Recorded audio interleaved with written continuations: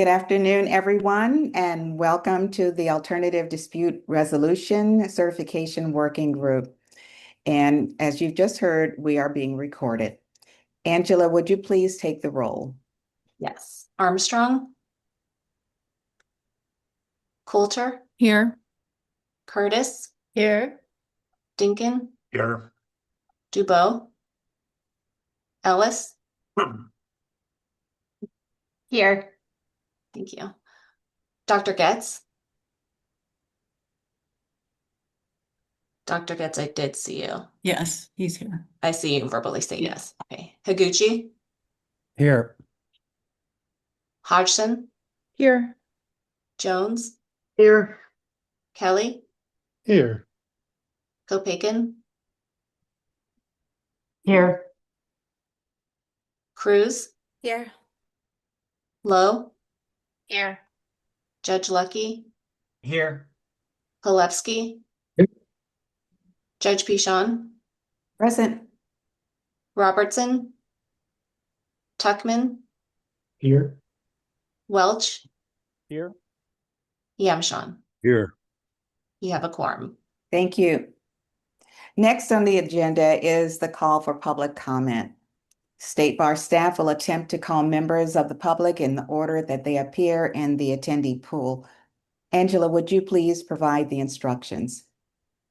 For those who are participating by Zoom video, please use the raise hand icon at the bottom center of your screen if you wish to address the committee. State Bar staff will call on you in the order that hands are raised. For those that are participating by phone, you may virtually raise your hand by pressing *9. That's the star key and number 9.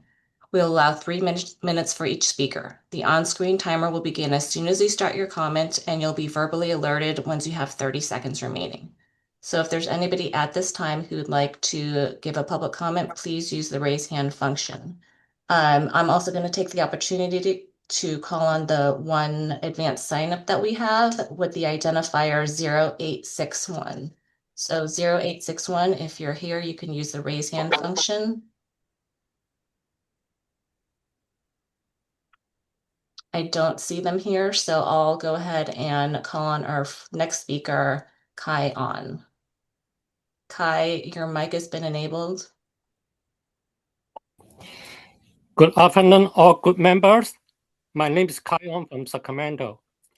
All members, you serve State Bar because you care about a healthy and integrity legal system and care about selecting responsible attorney for California citizens. Therefore, you should also care about the integrity of the management of State Bar. Right now, State Bar is helping to cover up a Sacramento law enforcement scandal. Attorney General Robert Bonter and Sacramento DA T.N. Ho didn't investigate Sacramento DA office provide fake information for the death of my father. It is easy to find out the information of DA case file 99F08735 to confirm Jun So Fong was not the person that killed my father Win Kong On. However, State Bar closed my complaint without any action for Robert Bonter and T.N. Ho. All members, please work with other State Bar committee to correct mistake of State Bar management. There's no meaning for you to serve State Bar that has integrity issue. Thank you for upholding justice, and thank you for your time. Thank you. Thank you, Mr. On, and I appreciate your comments. And again, I'm sorry for the death of your father. Thank you very much. Angela, are there any other members of the public who wish to speak? If anyone would like to give a public comment, please use the raise hand function. I don't see any more raise hands, Judge Pichon. Thank you, Angela. A letter has been submitted by the Honorable Chief Judge Richard Seaborg recommending that the State Bar exempt from the state process issues that arise out of the court-sponsored mediations. Judge Seaborg, in his letter, also lists the processes utilized by the United States District Court. Did everyone receive the letter and have the opportunity to read it? Okay. This is an issue that will come up later in our discussions, and I want to assure Chief Judge that his comments will be taken seriously as he has requested. Next, we'll move on to the approval of the minutes from the last meeting. That meeting was December 15, 2025, and they are the open session minutes. Are there any corrections or modifications to the open session minutes?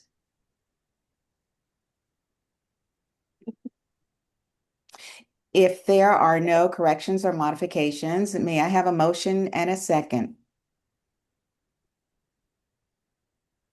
So moved, Judge Pichot. Thank you. Thank you. And that was Dana Curtis. Yes. And next, is there a second? Cruz will second. Thank you. Angela, would you please call the roll? Armstrong, Coulter, Yes. Curtis, Yes. Dingan, Yes. Dubow, Ellis, Yes. Dr. Getz, Higuchi, Yes. Hodgson, Yes. Jones, Yes. Kelly, Yes. Kopaken, Apologies, I didn't get through them, so I have to abstain. Cruz, Yes. Lowe, Yes. Judge Lucky, Yes. Palevsky, Yes. Robertson, Yes. Tuckman, Yes. Welch, Yes. Yamshan, Yes. Judge Pichon. Yes. The minutes have been adopted. Thank you. Next, we'll have the chair's report. I don't really have a report for you. I just want to let you know that our goal for today is to get through the recommendations of the tiers subcommittee, if we can do that. And also our goal is to resolve the issues that have been raised by Ms. Kopaken and Ms. Hodgson. And then finally, all of the issues regarding the providers' recommendations are not before us. So I hope to get through some of them, but if not, we'll put them over to the next meeting. Ms. Jenna Ellis has been notified of this, and we have also asked for your flexibility in moving, if necessary, Ms. Ellis's report until the next meeting. So I do want to apologize at this time to Ms. Kopaken and Ms. Hodgson because I did change their order of presentation at the last meeting, and I failed to notify them in advance. All right, so for right now, we'll go on to the staff report. Just briefly, thank you, Judge Bichon. I just wanted to remind the working group members, our next meeting is January 21st. So we have 2 meetings this month. And then the next meeting after that, February 10th. And that's on a Tuesday, I believe. So just a friendly reminder. Okay, thank you for that. So we'll move on to the business. And the first item is 2.1, and that'll be a report and possible action on the tiers subgroup recommendations. The vice chair will make the presentation, who is Dr. Jack Getz. He is our subgroup lead, and the members of his committee who have worked so hard with him are Dana Curtis, Paul DeBow, Diana Cruz, Honorable Jackson Lucky, and Daniel Yamshan. And Dr. Getz. Thank you, Judge Prashan, and thank you, members of the working group. I know this is the third session in which we are trying to go through the multitude of recommendations. And I hope this one you have benefited as much from the conversation as I have. I've learned a lot from my subgroup members and all of you. But I promise you, we don't have that many. But I'm not going to curtail the conversation unless I'm asked to. So what we have remaining are 4 additional subgroup recommendations. As before, I will share with you what the thought exchange, that initial tabulation early on, a couple months ago, about what we thought about the recommendations when they were put out amongst the working group. I will also ask Alan Weiner and members of the subgroup to comment, and of course, ultimately look to the subgroup to put forward the motion, if there are any. Once we do those four, we do have a few recommendations that were sent back to the subgroup that we did not take action on. So we'll want to process those. The subgroup has worked very hard on those recommendations and believes they're in a position to bring them back. And with the requested, in some cases, there were requested definitions that the working group asked for that we have developed at least for you to review and in your good wisdom, hopefully vote on and pass. Any questions before we start? Are we ready to go? Mr. Weiner, if you could put up the, I believe we're on number 23.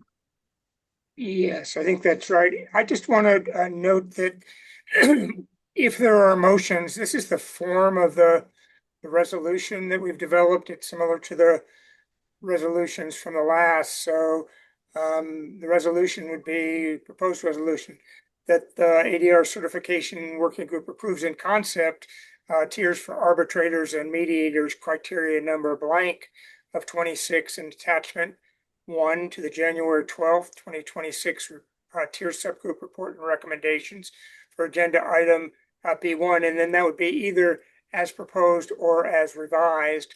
And that would also be a recommendation for distribution for public comment. Just one other sort of key changes in red were made during one or both of the previous working group meetings, and the changes in blue, shown in blue, are changes that the subgroup made on the matters that were referred back to it for further consideration. And with that, here you are at recommended criteria number 23. All right, thank you very much, Mr. Weiner. And as everybody can see, we are now in the category of, in quotes, advancing the field. And these categories were just roughly developed for us to help lead us through where we are in the recertification or tier process. I noticed that because we're so far down the sheet that we do not see the headings for the columns. So thank you for anticipating that. So if you recall, the first column is our baseline requirements. And then we have a tier 2 and tier 3, just to refresh everybody's recollection on that. Thank you, Mr. Weiner, for helping us through that. So number 23, practitioner presented or facilitated 6 hours of arbitration or mediation training during the recertification period. Has been my practice. I'll go to the thought exchange. At the time the thought exchange was circulated, 60% of you thought as is, they could approve this. It went up to 80% when it was slightly modified. One of the modifications suggested, although there was no actual definition suggested, but one suggested that we need a definition for what training means. And then one person noted that this favors those who already do a training, and may place a burden on the applicant to get involved in training. And again, these were just comments that we got initially on it. Mr. Weiner, do you have any comments before I refer to the subgroup for comments? No, thank you, Dr. Pitts. All right, anybody from the subgroup have comments on this? And as you can see, by the way, this is just an elective. So it's not required for someone to do this going into tier 2 or tier 3, but it's one of a number of electives that someone can, of course, follow and help them get into those tier 2 or tier 3 categories. Any member of the subgroup wish to speak to this one?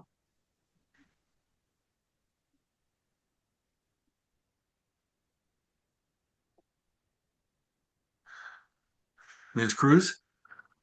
I just wanted to speak briefly in support of 23 and 24. I think a lot of us are teachers or have taught or presented CLEs, and you learn just as much, sometimes even more, as a teacher as you do as a student. And I think we all recognize the value of training and giving back to our community. And that's why we wanted to make these electives and hopefully help people bolster their various levels. And the next one down the line, just so I don't have to repeat myself, goes specifically to ethics training, which I think is at the heart of the statute. And so we hope you consider this in terms of the tier structure. Thank you. Would any member of the working group like to comment?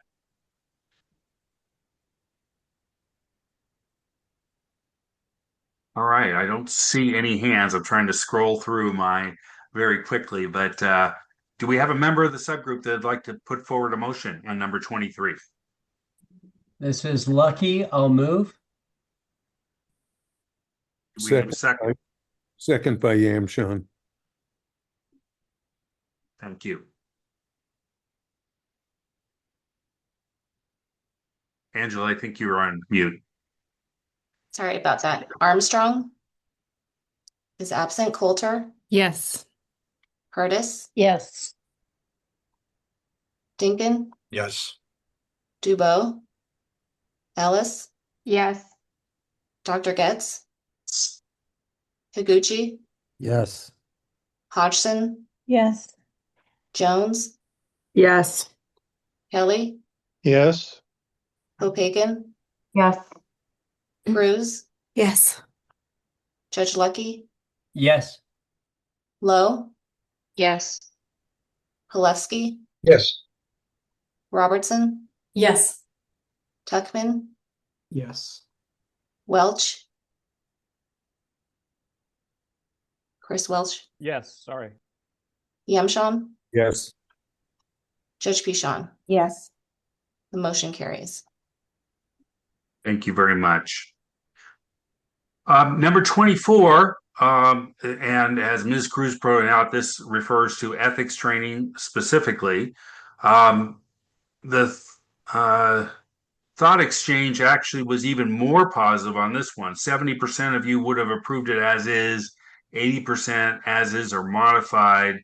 And again, the only suggestion on modification was to come up with a definition for training. Mr. Weiner, do you have any further comments on number 24? No comments, thank you. All right. Ms. Cruz, thank you for your comments in advance on 24. And does any other member of the subgroup have any comments? Any member of the working group have comments? Dr. Getz, I just have an observation. Please. Is it the intent of the subgroup that I would become the tier 3 certified by simply doing these 4? Because I think you only need 4 electives. So if I just do these, none of the other transparency or other things that are electives would be required of me. Is that your intent? I'm not sure exactly what the, if Mr. Weiner, I think we had spoken to this before, if the state bar set how many electives will be required for each tier. At the bottom, it says 4. So these 4 presumably would qualify me if I did all 4 of these. Okay. And I'm just reflecting on the fact that none of the other things that I think were the author's intent about transparency or anything else other than the baseline requirements would be required for me to be tier 3 if I did these 4 things, which is okay with me. I just want to make sure we're doing that consciously. Thank you. I think I can speak to that, Ron. Thank you. You're welcome, and thank you for raising the issue. I think the electives are electives precisely to allow the neutrals to choose. Now, the other electives that the working group will come up with may be different in terms of transparency, et cetera. But by giving some freedom of choice along with the 12 required subjects for the tier 1 up to 18 for tier 3. I think that it can be assured that if people can qualify for this certification, that they are going to be operating ethically. And, you know, just because one teaches ethics doesn't mean that they'll operate ethically, of course. But if you look carefully at these 3 items, you do cover ethics, you do cover process and procedure in 23, 24, the mentoring, if that passes. I don't think we voted on that quite yet. And leadership role in a professional organization that encourages ethics.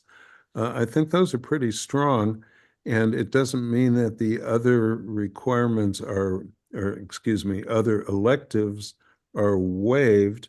But what this does, I think, is basically strengthens the whole concept of certification and allows some freedom of choice among highly qualified neutrals. Mr. Yamshan. Judge Lucky. Thank you, Dr. Getz. And I just wanted to add that we haven't voted on it yet, but for instance, the subgroup's recommendation on number 19 is that 19 would be required in tier 3, but elective in tier 2. So it's one of the requirements that goes up from the 14 required for tier 2 to the 18 required for tier 3. And so we feel that some of these more robust requirements that practitioners are required to refuse to accept new cases if requested by one of the parties are strong enough that even if these were to be the only 4 electives that were required, that consumers would have a pretty strong indication of the ethical standards to which a professional would adhere. Thank you for the clarification. I really appreciate it. All right. Any other discussion on 24? Do I have a motion from a member of the subgroup? Just have one quick question, Dr. Getz. Okay. I'm probably reading it wrong, but or not. I'm just not understanding what I'm reading. But at the bottom, just below the categories 26, and what Mr. Kelly was just referring to, I see that in the electives required, it's not applicable for the base, and then it's 5 for level 2 and 4 for level 3. I'm confused why there's a greater number of ethics required for level 2 or 3, or perhaps I'm just not understanding something. So that's my question. Thank you. Wiener? Yeah, I would just point out that for what Ms. Kopeikin says is correct, there are fewer electives required for tier 4 than tier 3, but there are 4 more of the criteria that are required for tier 3. And so, altogether, if you subtract 1 elective, you still have 3 more criteria required for tier 3 than for tier 2. That makes sense. Thank you. Any other comments? Do I have a member of the subgroup who would want to put forth the motion? I move to approve number 24. Second by Curtis. Thank you. Armstrong is absent. Coulter? Yes. Curtis? Yes. Dinkin? Yes. Dubois is absent. Ellis? Yes. Dr. Getz? Yes. Higuchi? Yes. Hodgson? Yes. Jones? Yes. Kelly? Yes. Kopeikin? Yes. Cruz? Yes. Lowe? Yes. Judge Lucky? Yes. Palevsky? Yes. Robertson? Yes. Tuckman? Yes. Welch? Yes. Yamshan? Yes. Judge Pichon? Yes. The motion carries. Thank you very much. Number 25, practitioner provided 3 hours of one-on-one structured professional mentoring as defined to a less experienced arbitrator or mediator during the recertification period. Again, this is electives at Tier 2 and Tier 3.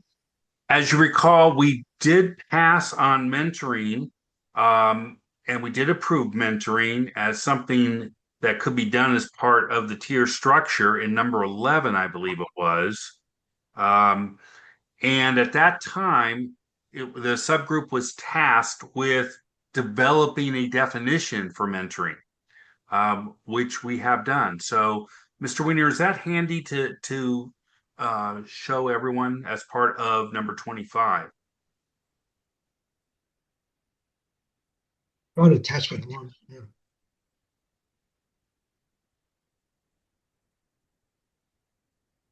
Are you So seeing it? this, yes.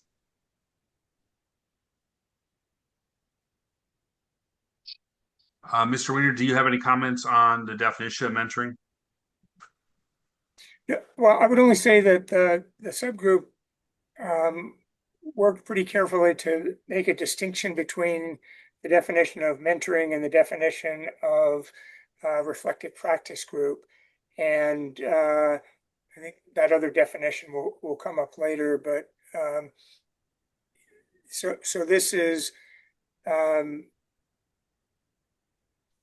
more intended to be specific guidance and support versus a kind of a group discussion format.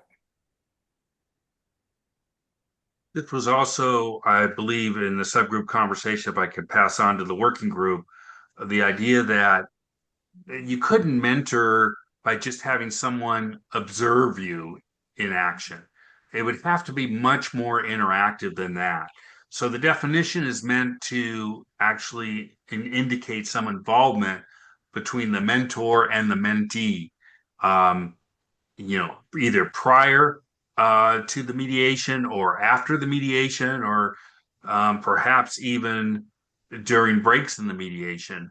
That would make this a more interactive experience. So you remind me, Dr. Getz, of a comment that was made in the working group when number 11 was considered, and that was that mentoring shouldn't strictly be shadowing. So it's not just watching somebody else do it.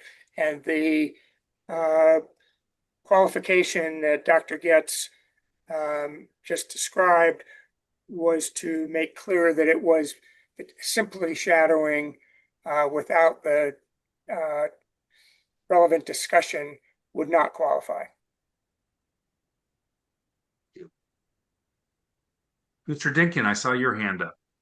Yes, I was just curious how, if someone were to go through mentoring or provide mentoring, how would that be demonstrated? Is there going to be like a form that both, I suppose, the mentee and mentor would sign?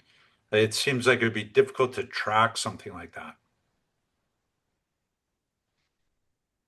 Mr. Wiener? Yeah, so again, I think that throughout we've kind of relied on the concept that practitioners would certify in their application or recertification application what requirements they had satisfied. And that would be subject to audit. In the subgroups up to this point have been more focused on kind of the policy kinds of questions and not exactly what the paperwork would require. So even for training, for example, with CLE, there's very specific requirements for how the CLE participation is documented. The working group just hasn't dived down to that level. The premise being that it was certified and subject to audit. Mr. Kelly? Thank you. I'm thinking about Mr. Dinkin and the context of community panels where there's often mentoring, there's often feedback, but the term professional in here, I'm just curious what the intent is. Is that implication that somebody's got to pay somebody? Why is the word professional in there? Thank you. think this was something that we may have also worked on with number 11, if I'm not mistaken. So it's this one is meant to mimic what we already approved in number 11. Um, The as you can see. distinction, if I may, um, the discussion was that there were a number of programs that had organized mentoring programs like CIARB, for example, and some of the other kind of professional organizations. So the idea was that I couldn't just get together with my friend, Dr. Getz, and we agree to mentor each other, that it would need to be part of a structured professional kind of program. And I think structured is mentioned in the definition, if I'm recalling correctly. I guess my question is just, would that include the kind of mentoring that routinely happens in community panels or not? It So was.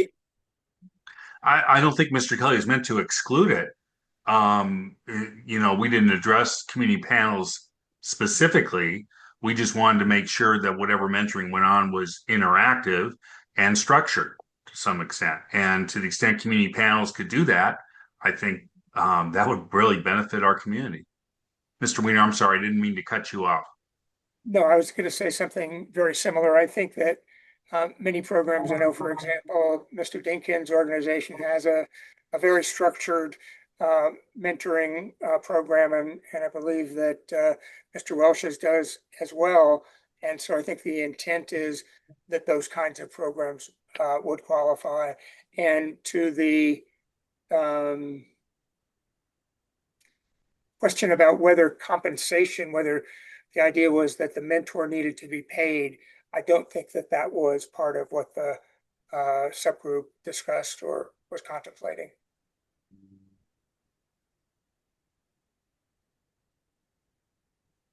Any other comments on either the definition or the recommendation?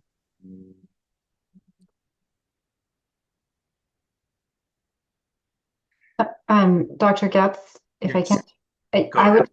would, I think in light of the conversation that was just had about, organizations, and I understand that there are a lot of organizations where one might hire this kind of, or, might pay for some kind of formal mentoring. And I understand what the components of mentoring we were trying to achieve with this, and I support those.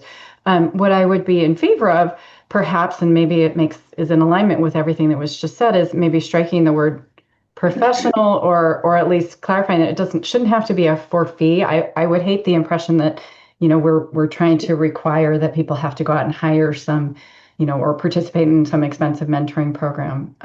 As long as it meets these requirements, I think we would want, for equity purposes, to be recognized. I hear you, and I'm trying to understand it. Is it your thought that someone's not acting in a professional capacity if they take a pro bono assignment?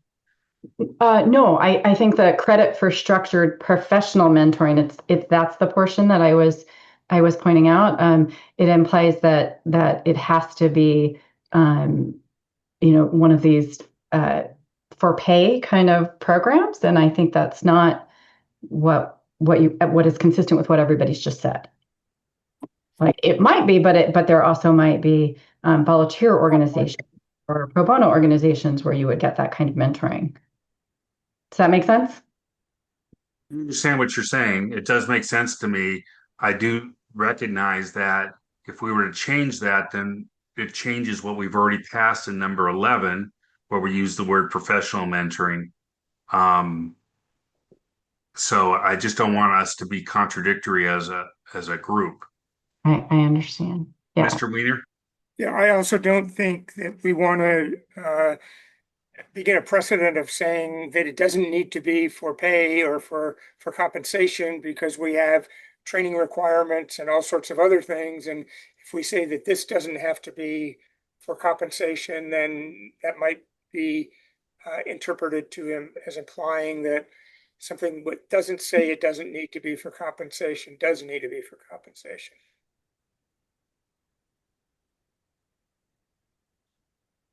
Ms. Cruz, I think I saw your hand, or I'm sorry, Oh, I didn't. yeah, I was going to make a motion, but I didn't want to cut off further discussion, so Right. I took it down.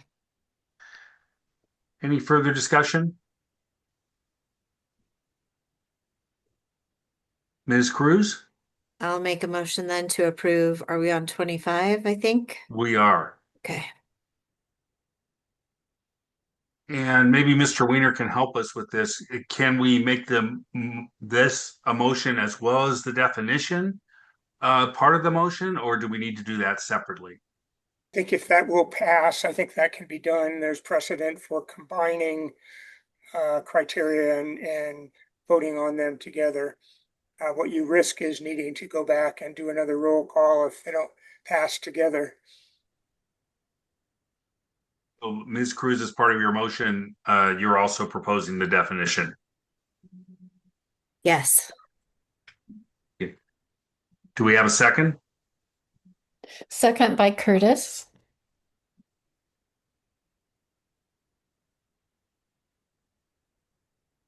Angela? Yes. Nolan is absent. Coulter, Yes. Curtis, Yes. Dinkin, Yes. Dubois, Ellis, Yes. Dr. Getz, Yes. Higuchi, Yes. Hodgson, Abstain.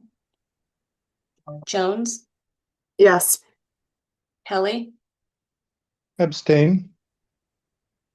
Copagan, Abstain. Cruz, Yes. Lowe, Yes. Judge Lucky, Yes. Halevsky, Yes. Robertson, Yes. Tuckman, Yes. Welch,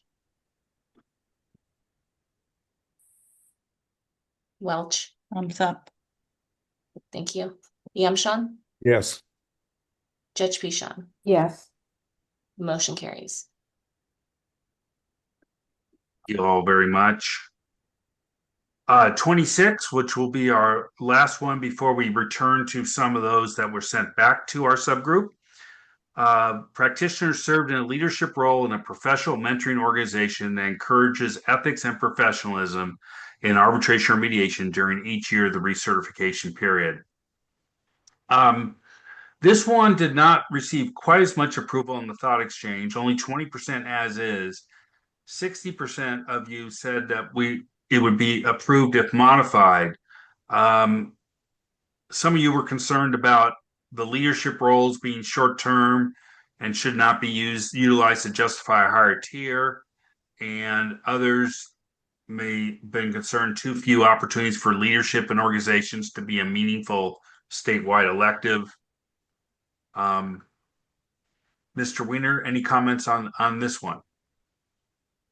So in reflecting on some of the comments in thought exchange, I wonder if the subgroup and working group might want to consider striking each year of, so that it would read during the recertification period. So it could be during 1 year, for example.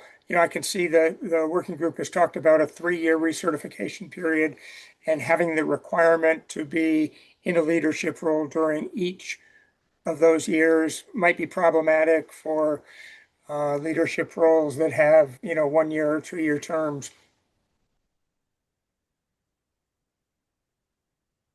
Members of the subgroup wish to address this one, and particularly Mr. Weiner's suggestion.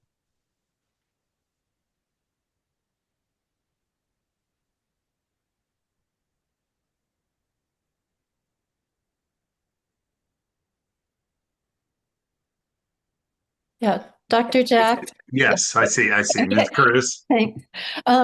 Yeah, I like Alan's suggestions. It's something that we hadn't thought of, and so the comments that you just referenced, I think makes sense, and I would be in favor of changing it in the way that Alan modified it. Thank you so much. Anybody else wish to address this and Mr. Weiner's suggestion?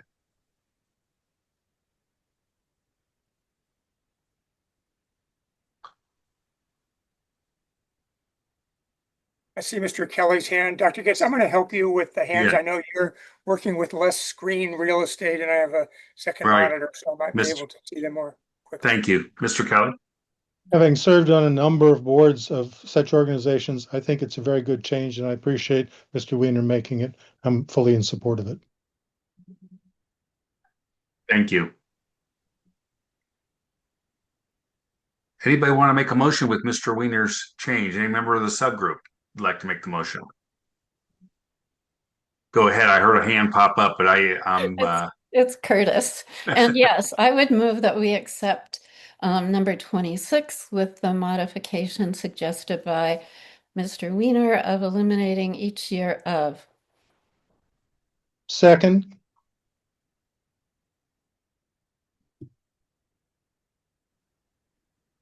I'll take the roll. Armstrong is absent. Coulter, Yes. Curtis, Yes. Dinkin, Yes. Dubois, Ellis, Abstain. Dr. Getz, yes. Higuchi, Yes. Hodgson, No.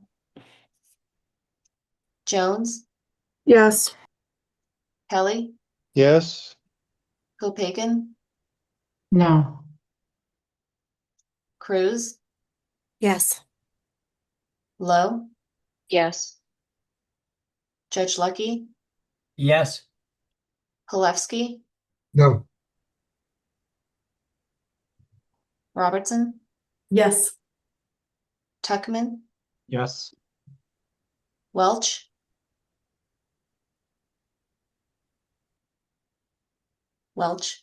Yes. I'm sorry. Did you? Yamshawn, Yes. Judge Pichon. Yes. 15 yeses, 3 noes, and 1 abstain. The motion carries. Thank you so much. All right. That leaves us with going back to some of the items that were referred to us previously, referred back to the subgroup. And I see Mr. Weiner has teed up case discussion and reflective practice sessions. We had quite a bit of discussion. Oh, Mr. Kelly, I'm sorry. I missed your hand. Thank you. I'm not sure where this fits in. I think it's a request of personal privilege or something, but I would really appreciate if the people who are going to vote no would tell us why, because maybe we would understand they had a valid point and not just wait till voting. I know there's some people who I respect who are voting no on the last motion, for instance, and I'd like to understand how come. I might join them. Thank you. Thank you very much.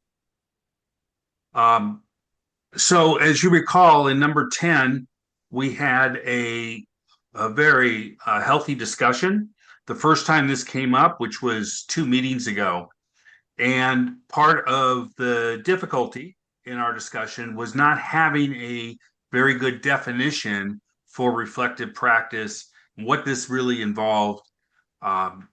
In the interim, as you may have read in the notes, we invited Howard Herman, an expert in ADR generally, but someone who is sort of a pioneer in these discussion reflective practice sessions, and worked with him on what might be a good definition and why he is so supportive of this concept. And I'm wondering now, part of the reservation, I think, when we first brought up, had to do with the confidentiality and of the discussion and how we can maintain some control over that. We tried to address that as a subgroup in the definition, and if we could go to that, that would be great.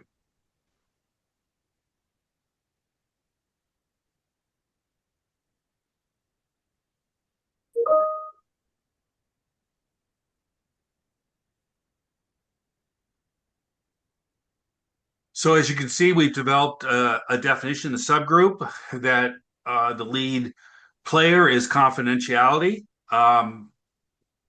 And so we've attempted to at least address that right up front. we were able to develop this in deeper definition of the reflective practice sessions. I know members of the subgroup were pretty impressed with Mr. Herman. I invite any members of the subgroup who attended the session with Mr. Herman to talk about their support and why they think this could be a very good part of our tier structure. Okay, I heard a hand go up. Ms. Cruz. Ms. Cruz, thank you. Well, I thought I'd be the perfect person to call on for this one because, as most of you know, I was one of the loudest advocates against it previously. And after talking with Mr. Herman and talking with the two boards that I primarily represent for this working group, I am going to be in support of this addition. There are a few things that changed between the last time I spoke to the broad group and now. The first is that we added that confidential requirement right up front, and that was one of my biggest concerns. We also put careful barriers on the experience of the trainer, which was one of the other concerns that we had.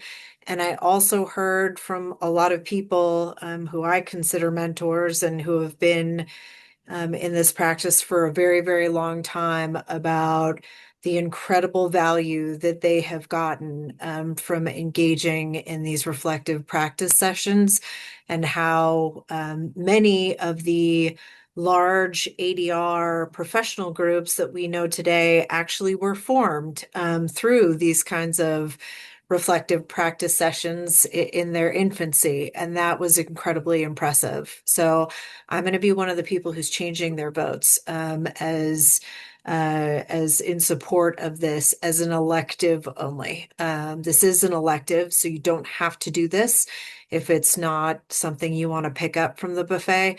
But I think for many people, it's been invaluable in their careers. Thanks.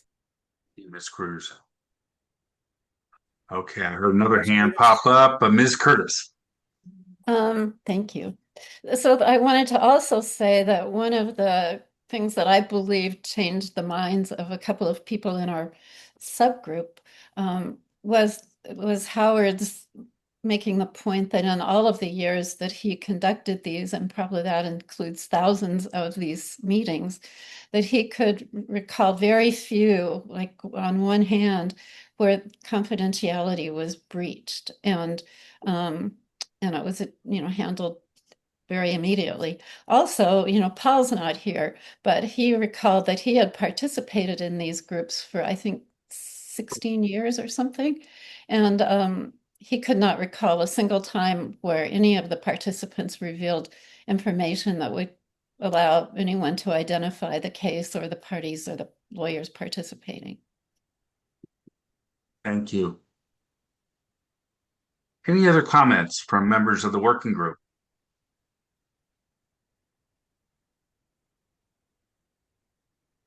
All right. Would one of the members of the subgroup like to put the number 10?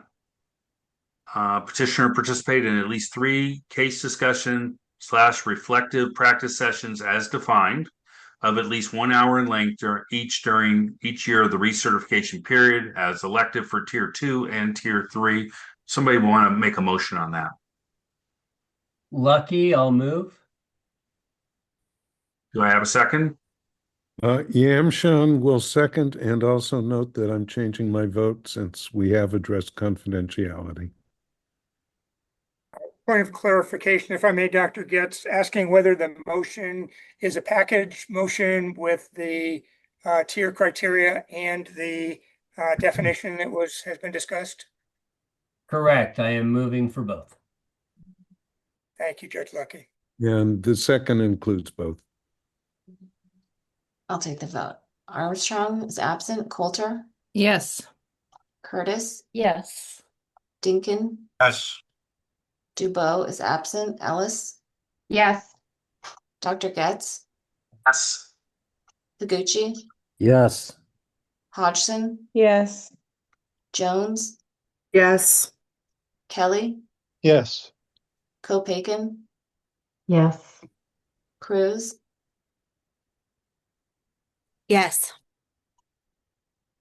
Lowe, Yes. Judge Lucky, Yes. Palevsky, Yes. Robertson, Yes. Tuckman, Yes. Welch, Yes. Yamshawn, Yes. Judge Pichon. Yes.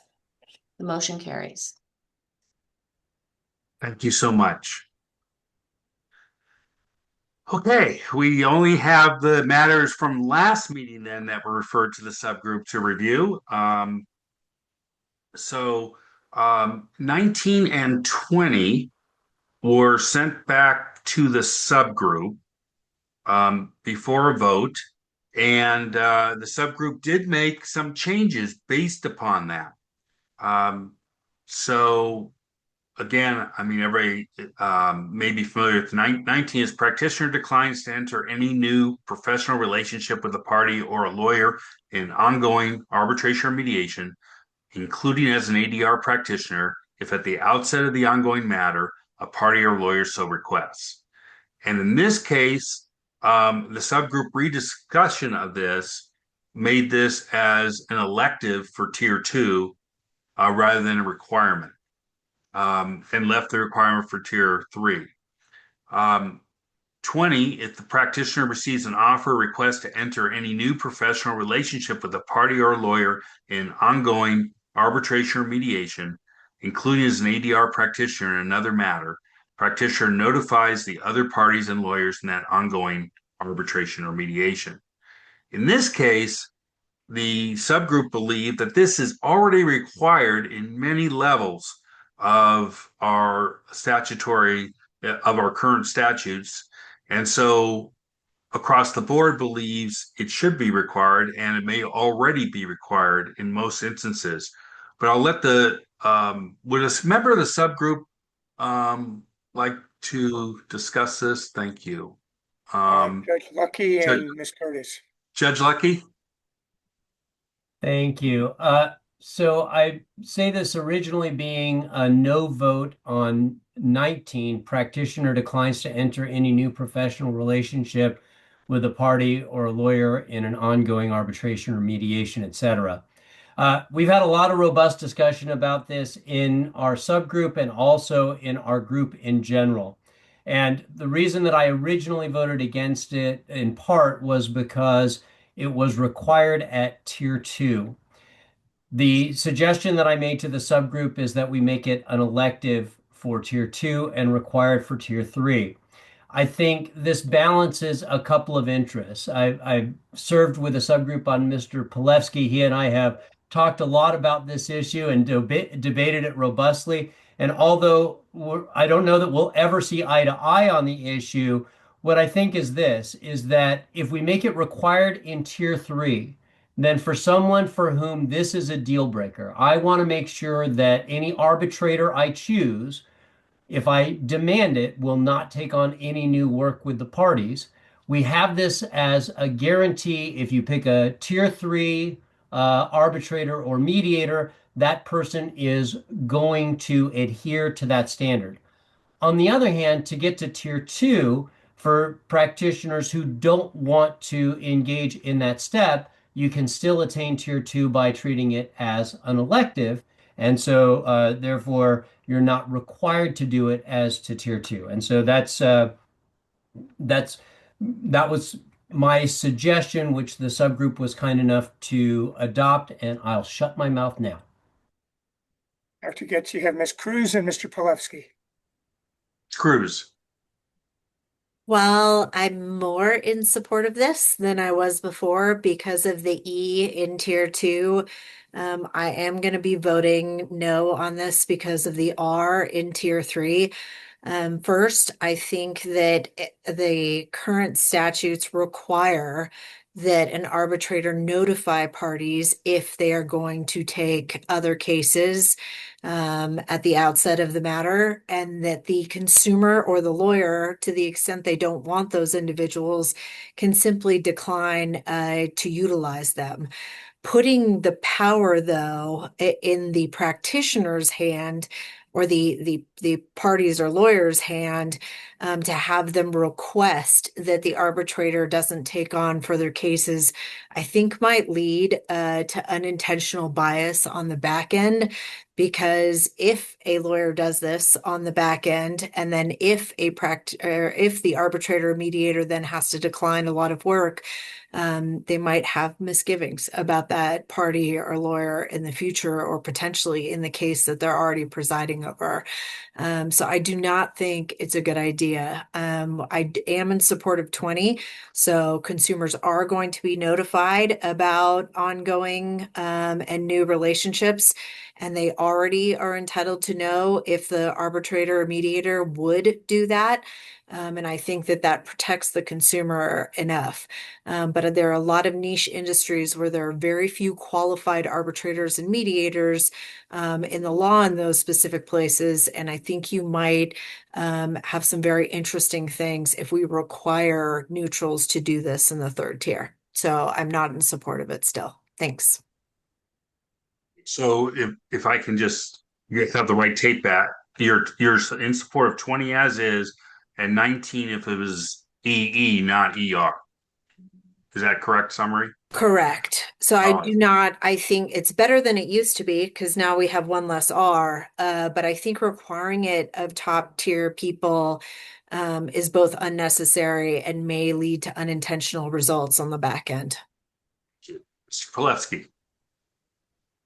But thank everybody. This is a really complicated one, and I recognize that, and I appreciate Judge Lucky's comments and efforts here. I raised some questions earlier on, and I really think we need to go back to revisit those. For instance, Judge Lucky said that this would guarantee that if you don't want someone to take it, the arbitrator will adhere to that. But that only works. It depends on when you make the decision, the selection. Does that mean that if an arbitrator has been appointed and then you say, I don't want you to take on another case, that the arbitrator must remain on the case? Or and adhere to it? Or does the arbitrator say, thanks, I'm gone? I don't know. I think if you're going to have that choice, I think it probably has to be made up front with the filing before the arbitrator is appointed, to avoid the fear of retaliation or the fear of coercion. So I think the timing is really important. And if you do make that choice up front, does the provider have a role in putting together a list of people who will accept new cases, who won't accept new cases? I think the practical implementation of it is a bit complicated. It's even more complicated because, as far as I know, there are certain providers where almost everybody says they will take new cases. And if it's left to a decision of the arbitrator one by one, there may not really be a choice. We mentioned it the last time that someone went through 14 different arbitrators at chance to try to find somebody, and ultimately just sort of surrendered. So I think it's important to understand what the practical impact is and how it works. The thing I would like to ask people to do is, I would love to have a discussion with people about whether it is ethical. We can figure out what tier to put it in or how to respond. But I think what we're doing is we're balancing the interests of the professional and attaining more business, which obviously is valid from their standpoint, with our charge to create ethical rules. Mm-hmm. And I'm not sure I understand what anyone believes is ethical. I understand the concept that the Judicial Council in 2001 said you can check a box and then take cases, and it was an unlimited number of cases. But if you don't check the box, you can't. So you start with the prohibition.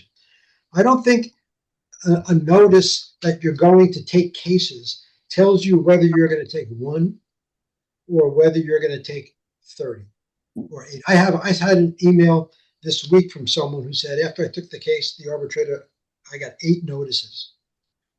So we're analyzing, can you take another case when that's not what really is happening in the world? And I don't know how to define a limit. So I like the idea of saying, no, don't take any more cases, because it eliminates that notion. Also, under the present ethical rules, what it says is, and this was a result of, I don't even want to call it a compromise, but it says taking another case in and of itself is not grounds for disqualification or cause. So it implies that you still have an ongoing duty to avoid the appearance of a conflict.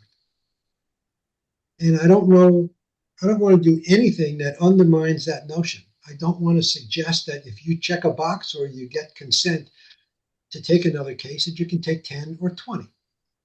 Another issue is the person who wrote to me and said they've taken 8 and I've asked them questions. How much money is involved? How much money have they made? And there's no way to find out. There's no obligation to disclose anything other than, sorry, I took these cases, which makes it almost impossible to bring a valid motion to challenge for cause. So what I would really like to do I'm trying my best to participate in this, but I really don't understand the argument for why it is ethical.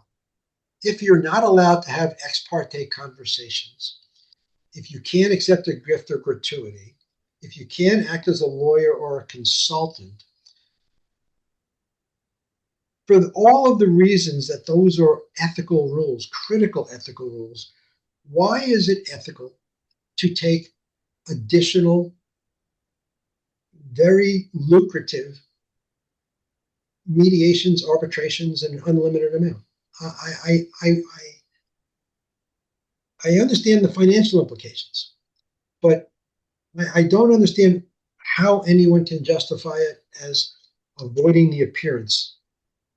And is it possible, before we vote on anything, to at least discuss that, to put it on the table and somebody explain that? Thank you, Mr. Pilevsky. And I know, as Mr. Weiner, you made some changes while Mr. Pilevsky was talking. Do you want to address those?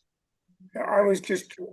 Pilevsky's first comment had to do with when the party or lawyer would request that the arbitrator not take any additional cases, and stated that once the arbitrator has been appointed, that may be too late and could result in some bias. So I was just making a note of perhaps before appointment, but as I understood some of Mr. Pilevsky's later comments, I'm not sure that this would really resolve his concerns or partially resolve his concerns. I think he has. It definitely partially resolves it. I think it's a really good approach. It's a good idea before appointment, without understanding how it actually impacts your selection, who's left, and it also doesn't identify how many.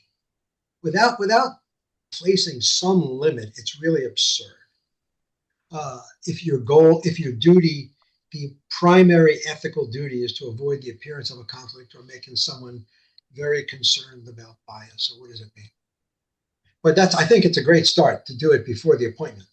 But I would appreciate if any of the provider folks would say, what would that really mean? How many of your people would be left? How would you go about putting together a strike list if someone actually made that choice? Thank you very much. Judge Lecky.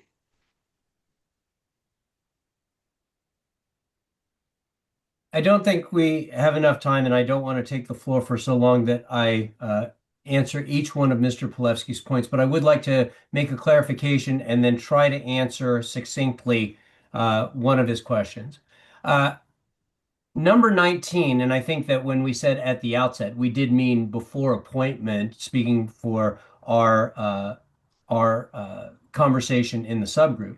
And the idea is this, to Mr. Pilevsky's point, is if you're tier 3, because this is required, you are guaranteed that when you choose the arbitrator, you can say, King's X, you cannot accept, you are agreeing before you accept the arbitration that if you take this one, you will take no more cases with either of, with any of the parties or any of the lawyers in any capacity. So I think that what this does is if you see somebody who is tier three, it answers, I believe, all the concerns that Mr. Pilevsky has, which is you're doing it before you're appointed as the arbitrator. You are agreeing at the outset that you will accept no new cases, so no challenge is necessary because you're already saying at the outset of this arbitration, I will take no future work from the parties or lawyers. No notifications are necessary, and there's no count that needs to be put on it because we already know what the count is. It's 0 going forward. And so I feel that what that does is, and I don't know how the providers will do it, but you know, I envision a world where people could say, I'm only looking for tier three arbitrators. Now, whether there is enough of a market of tier three arbitrators or not, I don't have a crystal ball that will say how many people will opt in.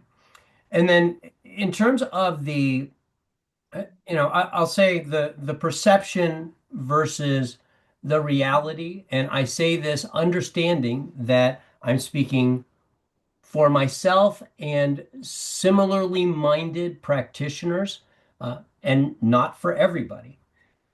But for many of us, and I've talked to a number of people about this issue, we look at the lawyers and the names of the parties once, and that's when we're doing our disclosures. And yeah, is there some wisdom to, but if you get a lot of work from somebody, then that may affect your decision. Absolutely. I mean, there's some logic to that. At the same time, I will say that many people believe that judges make decisions only on the basis of whether that's going to hurt their chances of election. And I can tell you that from my personal experience, although I believe that there are some judges who think that way, there are many of us who make decisions thinking, this may be the last decision I make on the bench because I've seen what happened to some of my colleagues when they made unpopular decisions and there were recall efforts, etc. And so there's a certain amount of personal integrity that goes into it. I'll say the other thing is that, for most of my arbitrations, and again, I'm speaking from personal experience, but I've held off on saying all these things because I don't want to make this a platform for how Jack does things. But I've had enough conversations with colleagues to believe that I speak for a large number of arbitrators, maybe not all, but for a large number of them. I get a lot of cases where I have my initial AMC and then I just never see the parties again. I don't make decisions on the merits. Last year, I had a caseload of over 100 arbitrations and I had 1 day of contested hearing in the entire calendar year of 2025. And so although one might look at a number and say, wow, that's a lot of cases, in terms of real hands-on time with the parties, resolving disputes among them, and even looking at what the lawyers' names are, I would say that makes up a very, very small part of my practice in general. And I think that that's true for a lot of people who are similarly situated to me. So I don't mean to, and then the last observation that I'll make is there have been challenges based on similar issues, and whether we agree with those decisions or not, the state of the rules, the state of the law, as I understand it, allows arbitrators to do this practice as long as we're open about disclosing that to the parties in advance.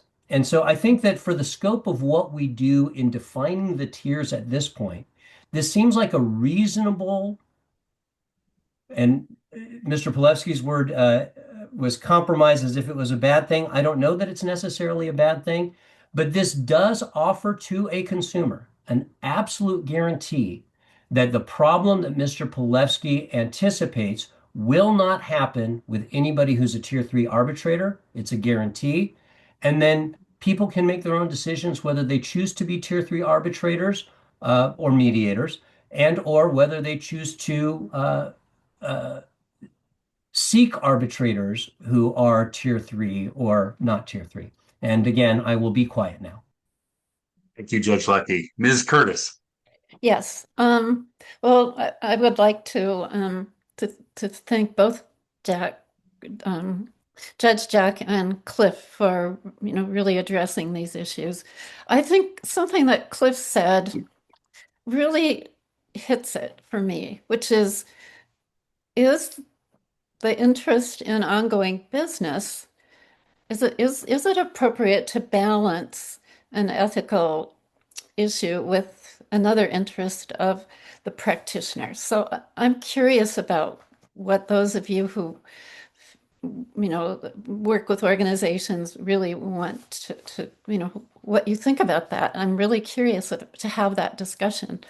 I want to also say that that I don't know what the timing is here, but we have here that it's not applicable, and I apologize for not getting this before, but appreciating this before. But I do think under the standards of conduct for mediators that were approved by the working group, that it's also required, and I can explain that in a little bit. I don't want to get us sidetracked too much, but finally, the thing that I wanted to point out, at least with the mediators, is that a mediator must make reasonable efforts to keep informed about matters that reasonably could raise a question about his or her ability to conduct the proceedings impartially. So it's really about, from the perspective of the consumer of the services, it's not about whether the judge believes that he or she can be, or the mediator believes they can be impartial, because I think it's possible to do that even though you take cases repeatedly. So I don't question the mediator's ability, but I do question sort of the appropriate analysis for determining whether impartiality can be called into question, and how that's overridden by an interest in getting repeat business. Thank you. Ms. Jones. Thank you. I wanted to echo a comment of Judge Lucky's about, the number versus the quality of these cases. In administering these, I work with quite a few judges, and for example, they're on the Kaiser arbitration panel where they could get anywhere from 3 to 5 cases per month. The vast majority of those cases end up with a phone call and then nothing else. They don't even rule on any kind of MSJ or even get that far because of the built-in settlement process. So though it may seem like a neutral is getting quite a few cases, we do send that alert every time because they are consumer matters. It really isn't something that the neutral is interacting with regularly. And, I think that the contents of the requisite disclosures are much more relevant than if they're taking new cases or not. Thank you. Mr. Kelly? I'm doing my best to put myself in the position of the consumer. I'm halfway through an ADR process, and then I'm told by the neutral that they've just had an offer of 2 more cases by one of the parties. And I'm having to then decide, after I've already spent a bunch of money getting my lawyer and my expert witnesses up to speed and ready, and maybe paid the neutral for a day of their time so far, and we're halfway through, whether to challenge them or not challenge them, because I'm really nervous now that they're getting a bunch of extra business from the other side. And I don't know what that does, but it makes me nervous. And it's the timing of this that I'm concerned about from the consumer's standpoint. If I have to decide to throw away all the money I've already spent on the process and say, no, I'm not really comfortable with this neutral going forward, let's start over again, that seems like a poor place for me as a consumer to have to make that decision about the money I've already spent. So I'd like to toss that into the mix. Ms. Cruz? Just to echo Ron's comments, I think the timing and the practicalities of this have not been very well thought through. Even if someone asks at the outset before appointment that you not accept new cases, there are a lot of situations where the parties jointly appoint someone, right? Because they don't know that you've done this in another case. And I think that the burden that you are placing on providers is a really strenuous one, and may lead to a lot of consumers and parties and lawyers being disappointed, and arbitrators and mediators being disappointed on the back end. I'll say too, to Katie's point, the Kaiser panel is a really interesting example, because if I'm on the OIA panel and then one person at the outset tells me I can't accept any ongoing matter by a party or a lawyer, I've effectively kicked myself, or they've kicked me off the OIA panel, because all of those cases involve Kaiser. Um, I would query our experienced arbitrators on this discussion. Like Judge Lucky, are you going to be a tier three, arbitrator if this is a required element? I think you're going to find a lot of experienced arbitrators saying no. And I actually ironically think that you might be reducing the standard ultimately of this. I go back to the fact that at the very outset, the consumer has a choice. If I click the I will accept cases from other law firms and lawyers and parties, you don't have to choose me. You can choose somebody else. And that, I think, is the power if you want to make that decision. But having all of these practicalities go into the outset or the middle or the end of an arbitration or mediation, I think is going to lead to unintended results. Thanks. Thank you. Mr. Tuckman. Thank you. I agree. This is a challenging issue because there are cases where a arbitrator or a mediator's continued appointment or invitation to be appointed to a case really can cause concerns, legitimate concerns, problems in matters where that individual might be serving. Nonetheless, there are many cases, just in my experience that I've seen, where parties and their lawyers truly don't care. I'm not going to repeat a lot of the comments that have been made already. I agree with a number of them, but I want to just make the additional point that this is really giving one side a unilateral veto about the appointment of a particular arbitrator. Also, it really is much broader in impact than people might realize if you're going to impute conflicts to a firm and not just the particular lawyer that's appearing in a particular case. And also, lawyers move firms very frequently. Arbitrators at firms move frequently. And so that gets to the administrative burden. It would be quite significant. I think organizationally, it's fair to say we would have to rely on the arbitrator when they're getting appointed to say, look, I'm a tier three person. I can't accept this case. Organizationally, also tracking, we know the cases that the AAA administer, just as an example, but we don't know cases they've served on non-administered cases or cases, again, administered by other providers. So it makes that requirement extremely difficult. For those reasons, I'm also concerned about the required element in tier three. Thank you. And thank you, Mr. Tuckman. And so I know Ms. Cruz stated earlier that if tier three was changed to an E, that she could support this. Is your last comment meant to say that you would be in a similar position? Yes, and I think also the group would get some useful comments during the comment period that might impact this, but for the time being, yes. Thank you. Correct. Mr. Yamshon. Thank you. The discussion we had in the subgroup has been every bit as robust as this discussion, as you might. And Cliff's name came up frequently because we were trying to accommodate the concerns that he voiced in the working group sessions to the best we could. But I think some of the problems that have been raised are somewhat overwrought. Now, I don't do consumer arbitration, so I can't speak to the experience that neutrals have had with those.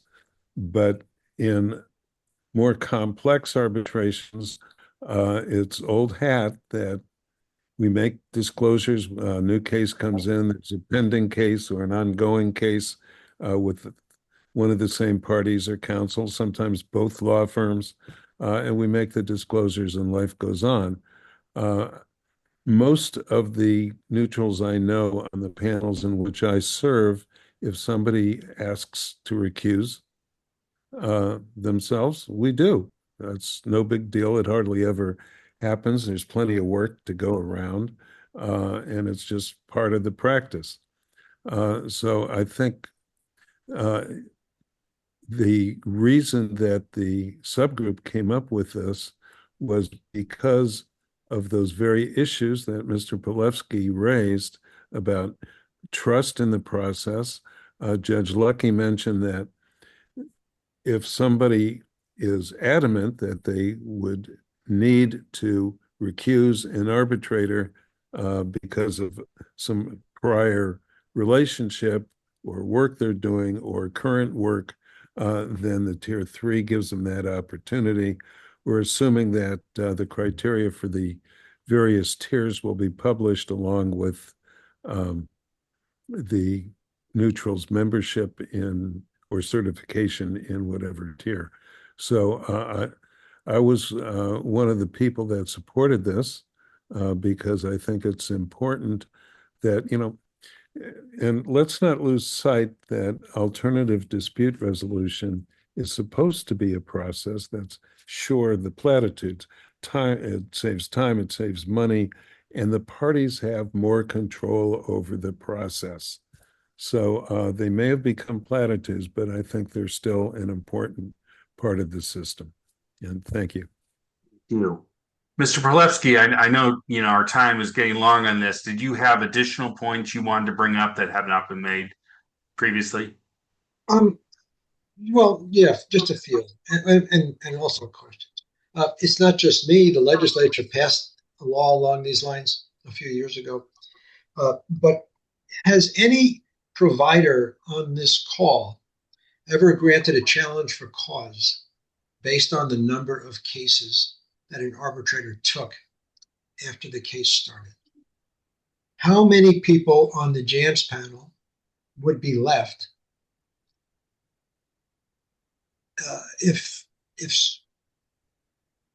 you adopt this rule? Those are really relevant questions.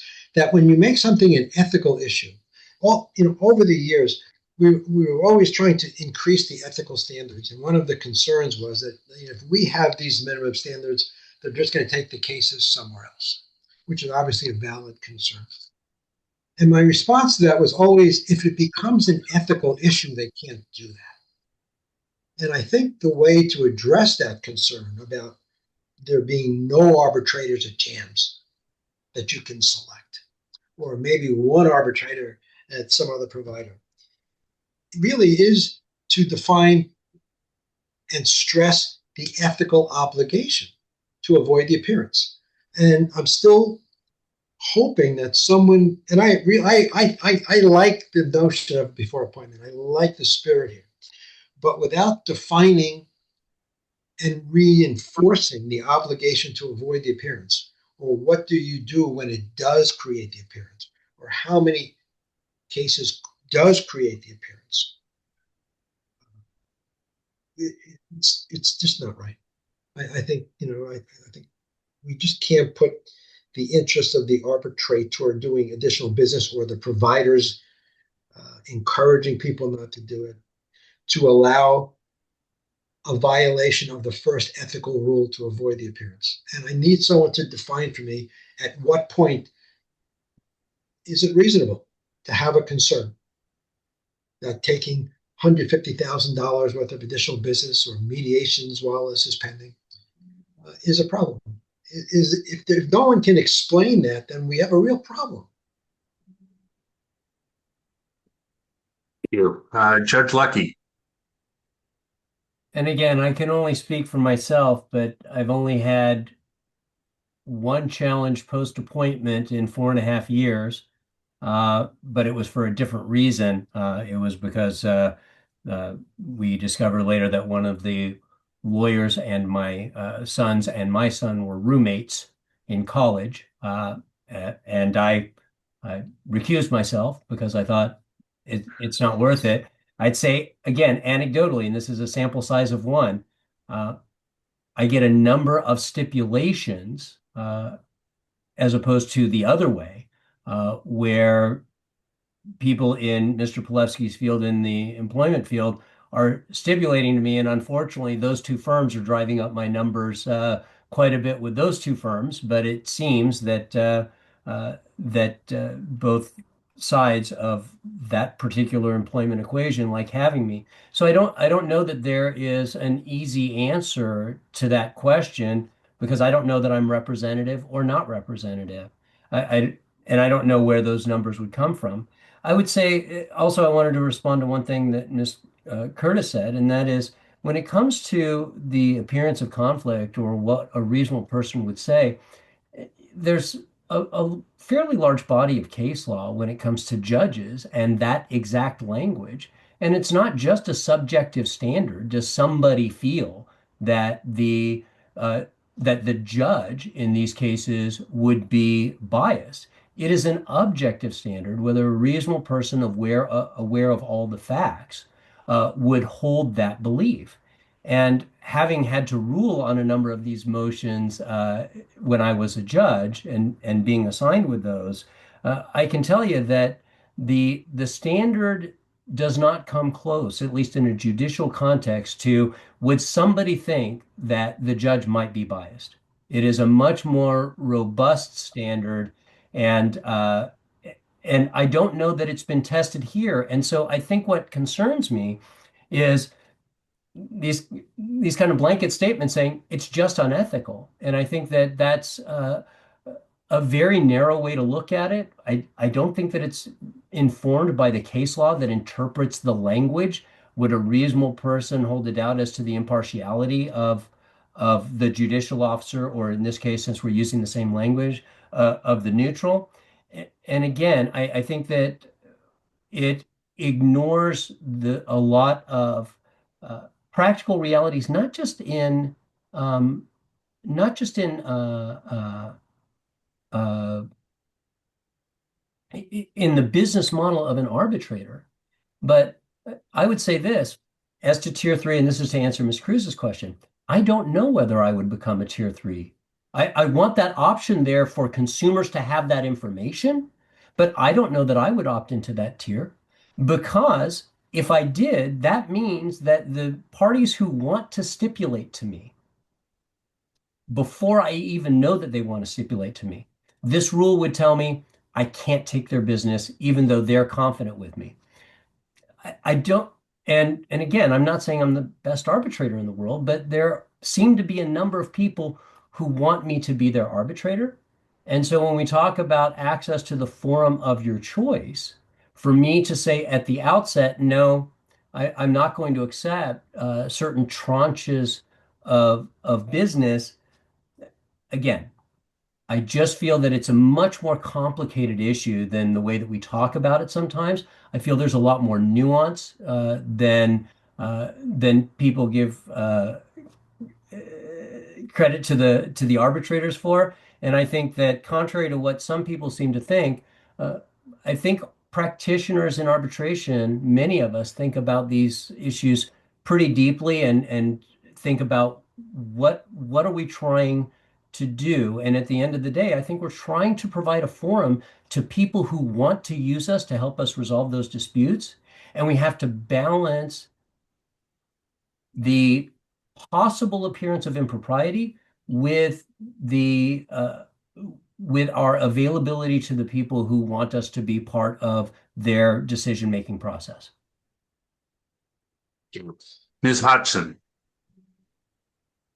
Hi, I'll try to keep this brief. I do want to echo Ms. Cruz's comments earlier. I agree with them. And I also echo Judge Lucky's statements specifically about, disqualification with respect to judges, which I know isn't necessarily what we're talking about here, but I do think that it can be instructive. As I've been sitting here looking at this language and thinking, I have to vote no, but trying to find a finer point or a way to perhaps solve the problem.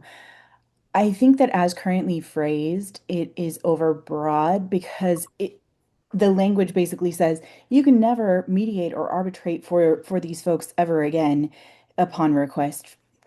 But what if it was an agreement, I will not take or I will not accept new assignments during the pendency of this mediation or arbitration, so that this insular event of the arbitration or the mediation is not going to be affected by, man, I just got such good business from these folks. And instead, it's during the pendency. And then if after the pendency, someone reaches out and says, hey, I would really like to use you on this other case. I think you would be a really great fit. That is then a disclosure should you ever mediate with any of those same parties or neutrals again. As a former litigator, I was working in the toxic tort world, which is a very small world. It's all the same attorneys. And when we found a mediator or a judge who understood what we were talking about, my God, it was a gift. And to think that we could potentially be foreclosed from using that person again would be a true detriment. And as a former litigator, if I were still in that role, I would think, I don't want to I don't want to risk using a tier 3 person who has agreed to that because I don't want to potentially lose out on someone who's going to be exceptional. Um, so especially in areas where there is an area of expertise or specialty, a niche area like that, I don't want us to make it more difficult to find a neutral because I think in the interest of we're saying consumer protection, we're also making it more difficult for the consumer because now there are fewer neutrals available. So those are my, I'm going to say, new thoughts in addition to those that I'm echoing from others. Thank you so much. Before we go on, because I know some of you have your hands up again, and have already at least weighed in on some thoughts on this matter, I want to check with Judge Pashan. Judge Pashan, we still have this matter. We have one more, number 20, and then we have to come back on number 22 for arbitrators. I notice we're well beyond our time. Any guidance you would like to give to the group? Should we continue or should we try to wrap things up? How would you like us to proceed? Well, we might ask if people would like to take number 19 off for further discussion, but to remove it for today and then allot some time for a discussion on this particular issue. We can do that, or we can see if someone is willing to make a motion, and if that will pass. We can always, as a group, meet and discuss an issue that needs some deep conversation. But right now, our purpose is just to see whether or not this goes on the tier and which tier and if it should not. So I don't want us to get so far afield that now it's a discussion of every consideration regarding this. But our point is whether right now we want that to be a decision maker regarding a tier. Can I be very brief? Very, very brief. Ms. Hodgson makes a great point. I don't think this was ever intended to be a permanent bar. I think it was always intended to be during the pendency of the case. So I think that's a really good point. And 19 under any circumstances should be qualified so that it only applies during the pendency of the case. I also don't think it's as important in mediation as in arbitration. And I think So I thank you for that. I think at this point, Dr. Getz, it's somebody willing to make a motion, regardless of what it is, because then we will not get to our other presenters this afternoon. I'll go to the subgroup. Dr.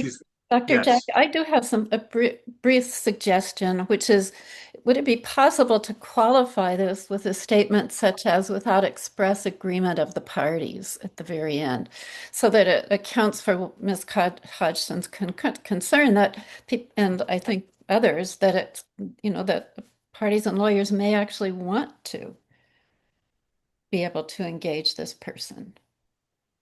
The same parties and lawyers. Anyway, that was just mine. And then also I would like us to separate mediation from arbitration when we vote on this.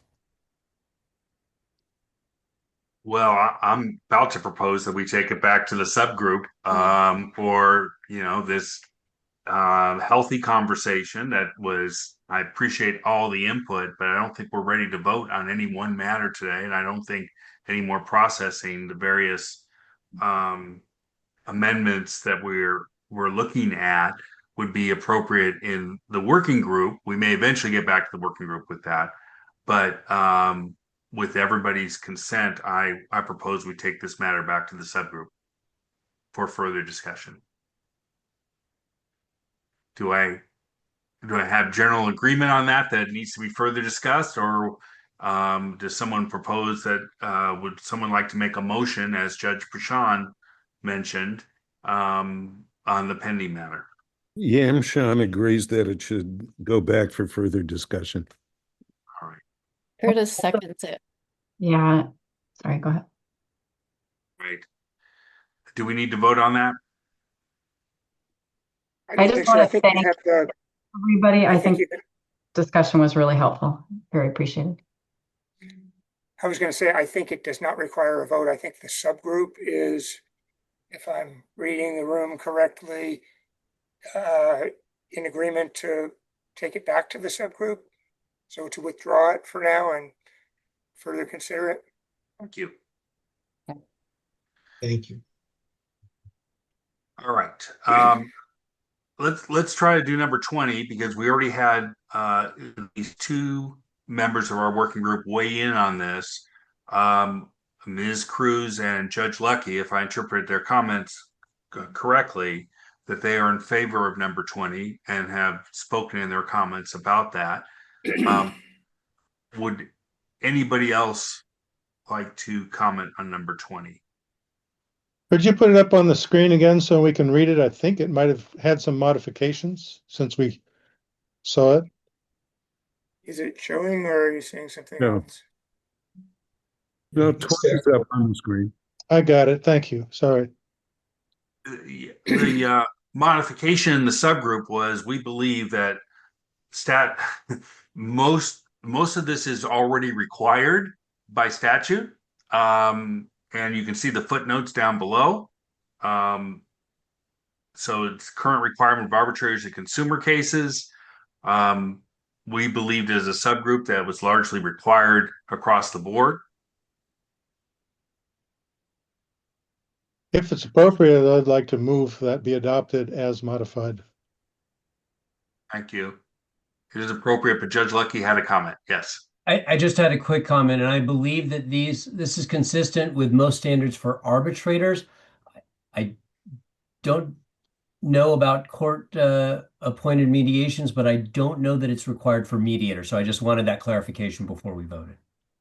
If I may. But this rule the proposal, it would apply to both, but I don't know that there is an existing rule that it would apply it to mediators.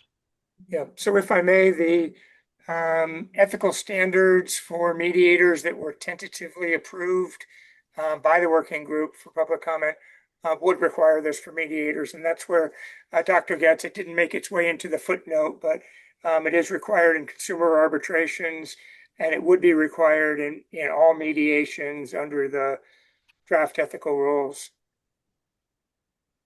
So I guess the expansion would be to arbitrations in non-consumer cases. Mr. Welch? Yes, Dr. Getz, thank you. This is just it's a practical piece for someone that runs a program that provides mediation services on the day of, and also maybe community mediation services.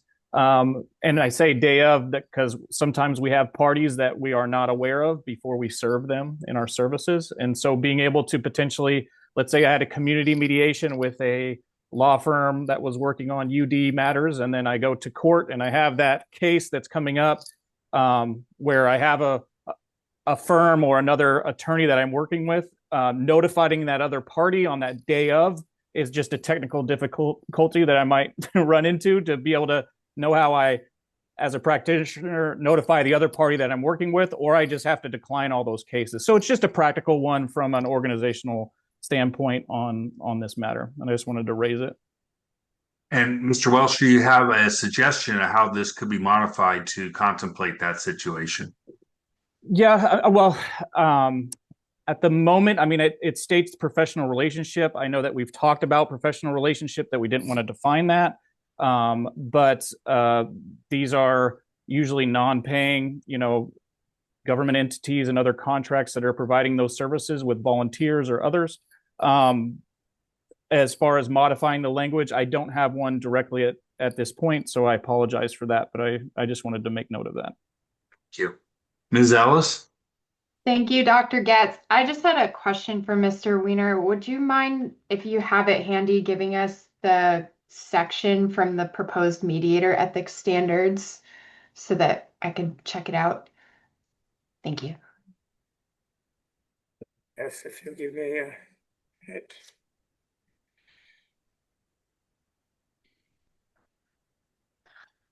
Ms. Curtis, let me just ask, was that in the provision that you wanted to share? Yes. Or was that elsewhere? Yeah, Okay, you'll find it there. Makes it easier.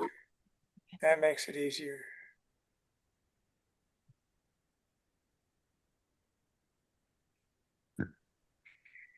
We can take a break now, and then while Mr. Weiner is attempting to find that, and then finish up with the tiers, except for the one that just was sent back.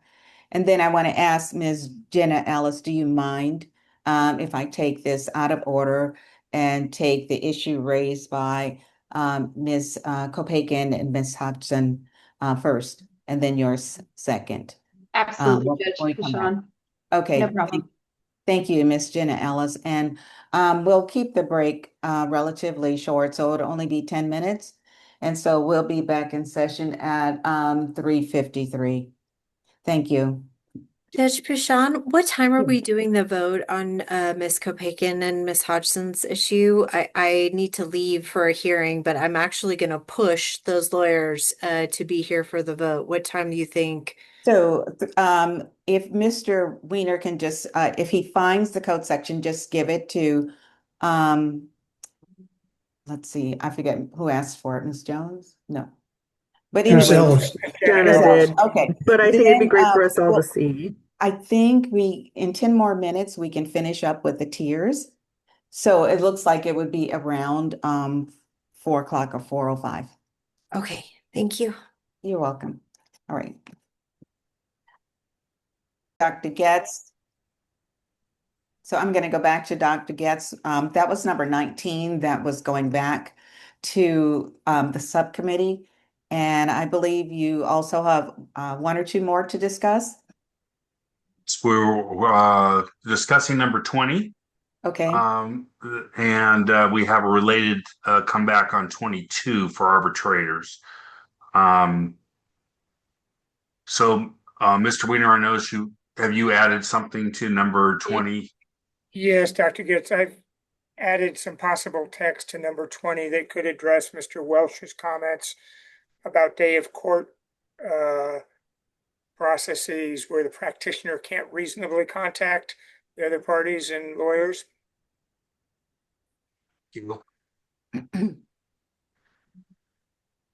I guess another way of addressing this, it doesn't say when the practitioner shall notify the other parties and lawyers. We could say as soon as practicable there, which would also address that.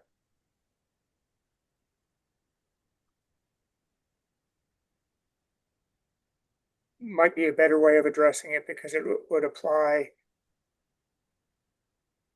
It wouldn't just apply to day of court issues.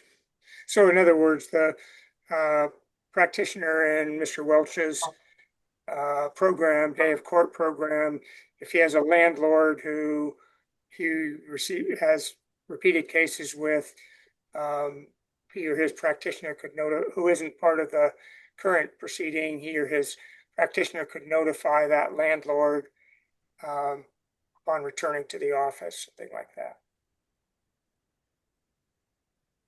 Thank you, Mr. Weiner. And earlier, before we took our break, there we had already passed as the working group. Something that pertains to this. I think you were alluding to that. Would this also have to modify whatever we passed previously as working group in the complaint process? Although I don't think this would. I'm not readily thinking of how this would impact the complaint process. Okay. Maybe some other tiers requirements, but Okay. I'm All not right. readily. Ms. Jones, you have your hand up. Thank you, Dr. Getz. I wanted to point out that this is not just an issue that would come up in court ADR processes. In private practice, I can think of at least two more circumstances where it would be very challenging to have advance notice.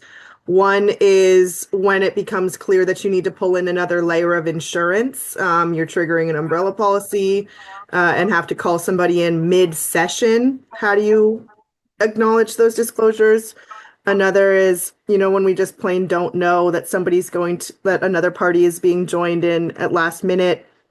This comes up a lot, especially in trust and estate disputes, where there's a Breslin notice requirement that allows any beneficiary to attend a mediation session that may impact them. As a provider firm, it is incredibly unusual that we get advance knowledge of either of those parties and would be able to make the requisite disclosures. I am hearing some feedback from somebody.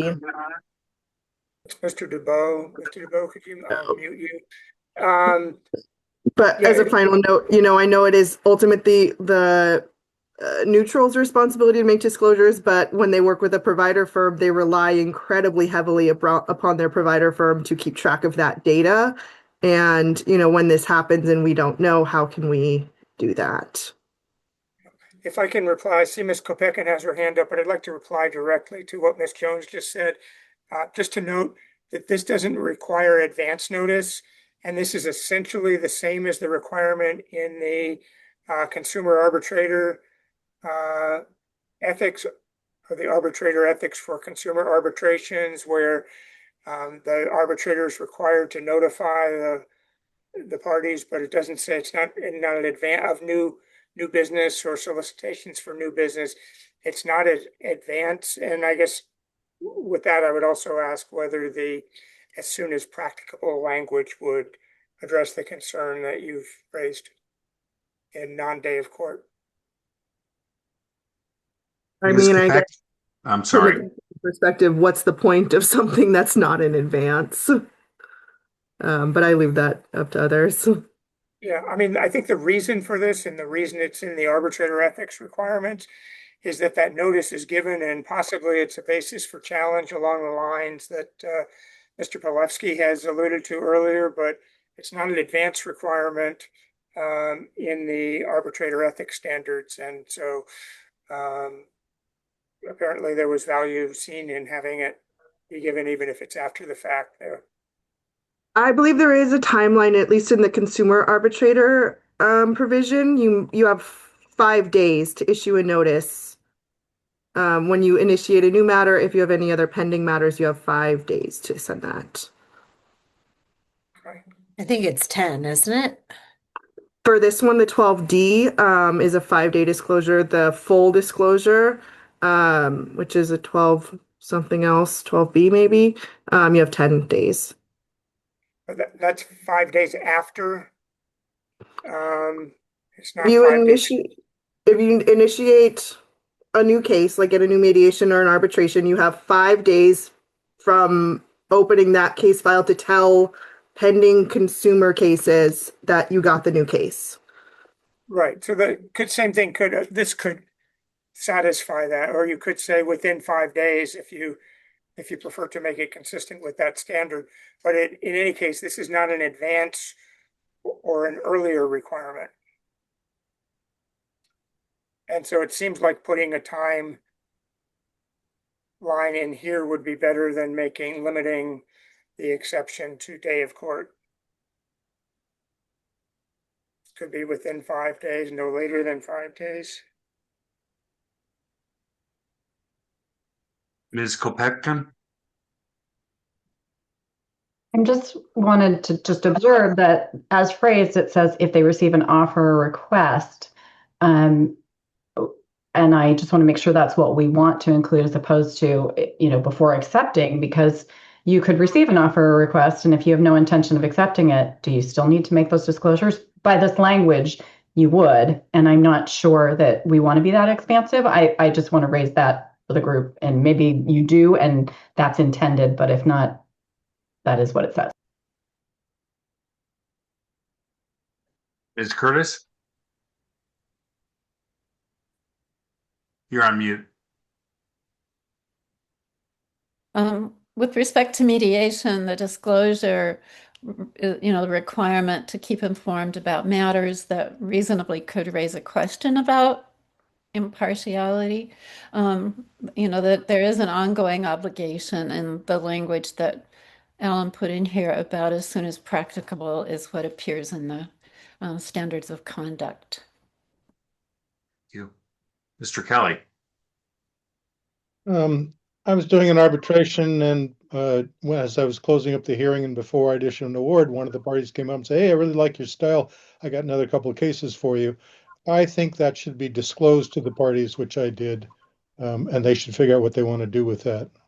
Not just if I accepted it, but just that I have that offer from one of the parties in an ongoing arbitration. And I'm happy to make the motion when you think that's appropriate. And I like the as soon as practicable language. Thank you. Ellis? Hi, Dr. Getz. It's Jenna Ellis again. I just wanted to note a couple things. First, I wanted to thank Mr. Weiner for sending me a copy of the current draft of Rule. The numbering here is 6, but it's Rule 6 for the mediators' ethics standards that have been proposed by this working group for public comment. I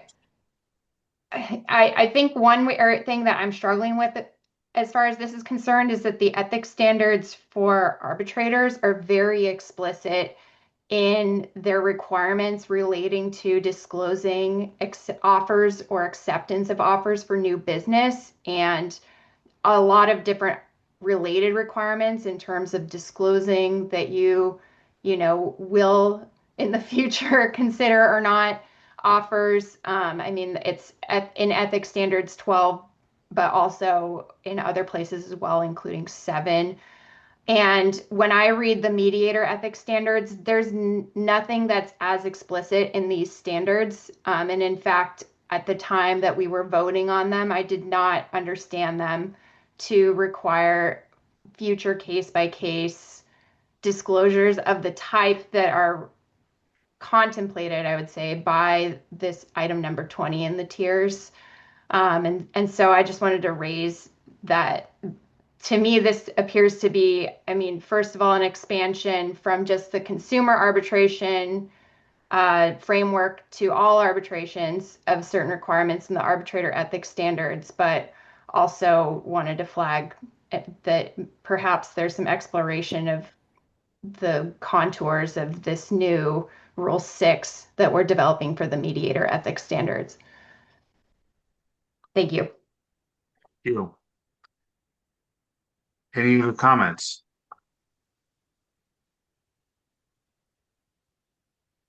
All right, do I have a member of the subgroup who would like to make a motion?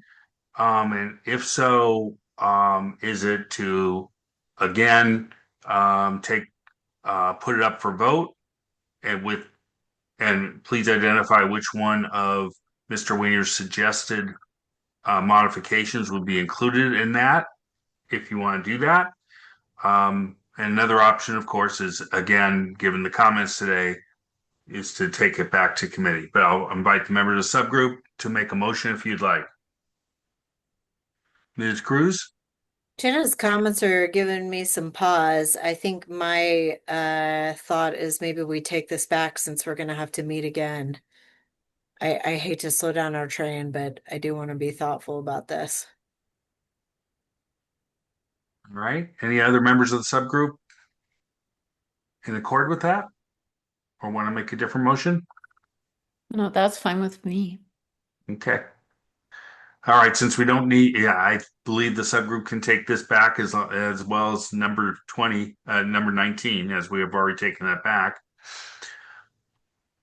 Judge Prashant, do you want, I realize we've gone past 4 o'clock already, so I ask you, do you want us to try to process the last remaining one, 22B, which is just about arbitrators, or would you like us, since we have other matters to process, defer that to the next meeting?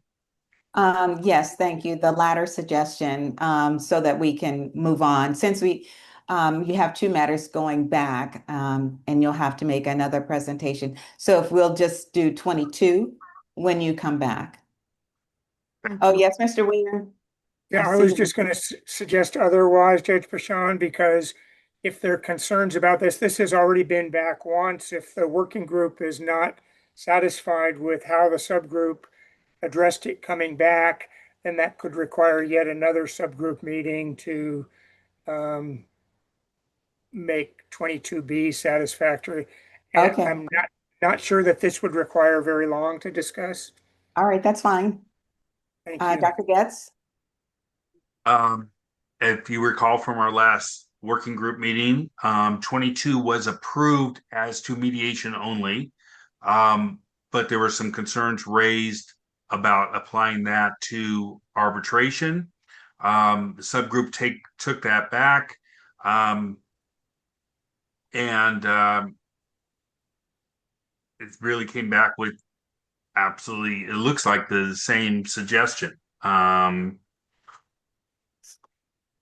Weiner, I'm sorry. Yeah, if I can clarify, I think the subgroup, when the subgroup discussed it, thought that the working groups consider our concerns focused on how do you count the number and or percentage of arbitrations and mediations. Yes. And so I think the refinement that was made in bringing this back was that the practitioner would disclose the approximately number of cases in which the practitioner has been selected or appointed.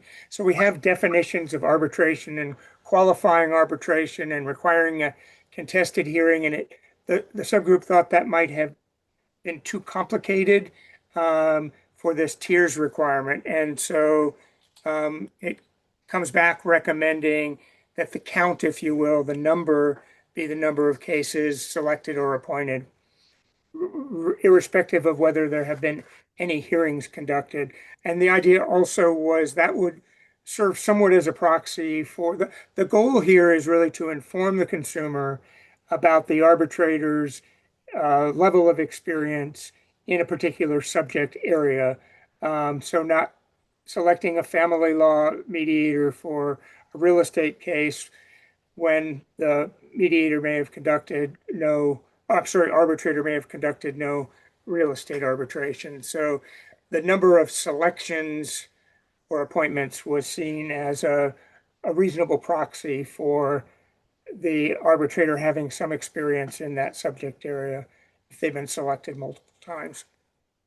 Thank you, Mr. Weiner, for that clarification and the memory of the subgroup. Any comments? I heard a hand go up. Mr. Judge Lucky. I'll make it quick just to piggyback onto what Alan said. We had a number of proxies that we've discussed, such as, well, do you make it to an award or not an award? And so we did consider all those. I just want to make it clear that we considered all those. And I had made a suggestion, which I think is a lot easier for institutional providers to have a more detailed breakdown. But we decided as a subgroup that for small practitioners, that might create an undue burden, whereas disclosing the number of appointments or selections we felt would be a decent proxy because we couldn't find a perfect one, and it was difficult to figure out what would be considered a qualifying arbitration for these disclosures. So we felt that at least this would have clarity and would give consumers some notice. Any other comments from the working group? Do I have a member of the subgroup who wants to put forward a motion? Lucky, I'll move. Do I have a second? Yamshon will second. Right, I'll take the vote. Armstrong is absent. Coulter, Yes. Curtis, Yes. Dinkin,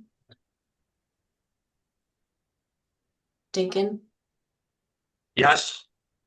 Dubois, Yes. Ellis, No. Dr. Getz, Yes. Higuchi, No. Hodgson, No. Jones, Abstain. Kelly, Yes. Kopaken, I'll abstain. Cruz, No. Lowe, No. Judge Lucky, Yes. Pulewski, No. Robertson, I'm going to abstain. Tuckman, Yes. Welch, Yes. Yamshon, Yes. Judge Fushon. Yes.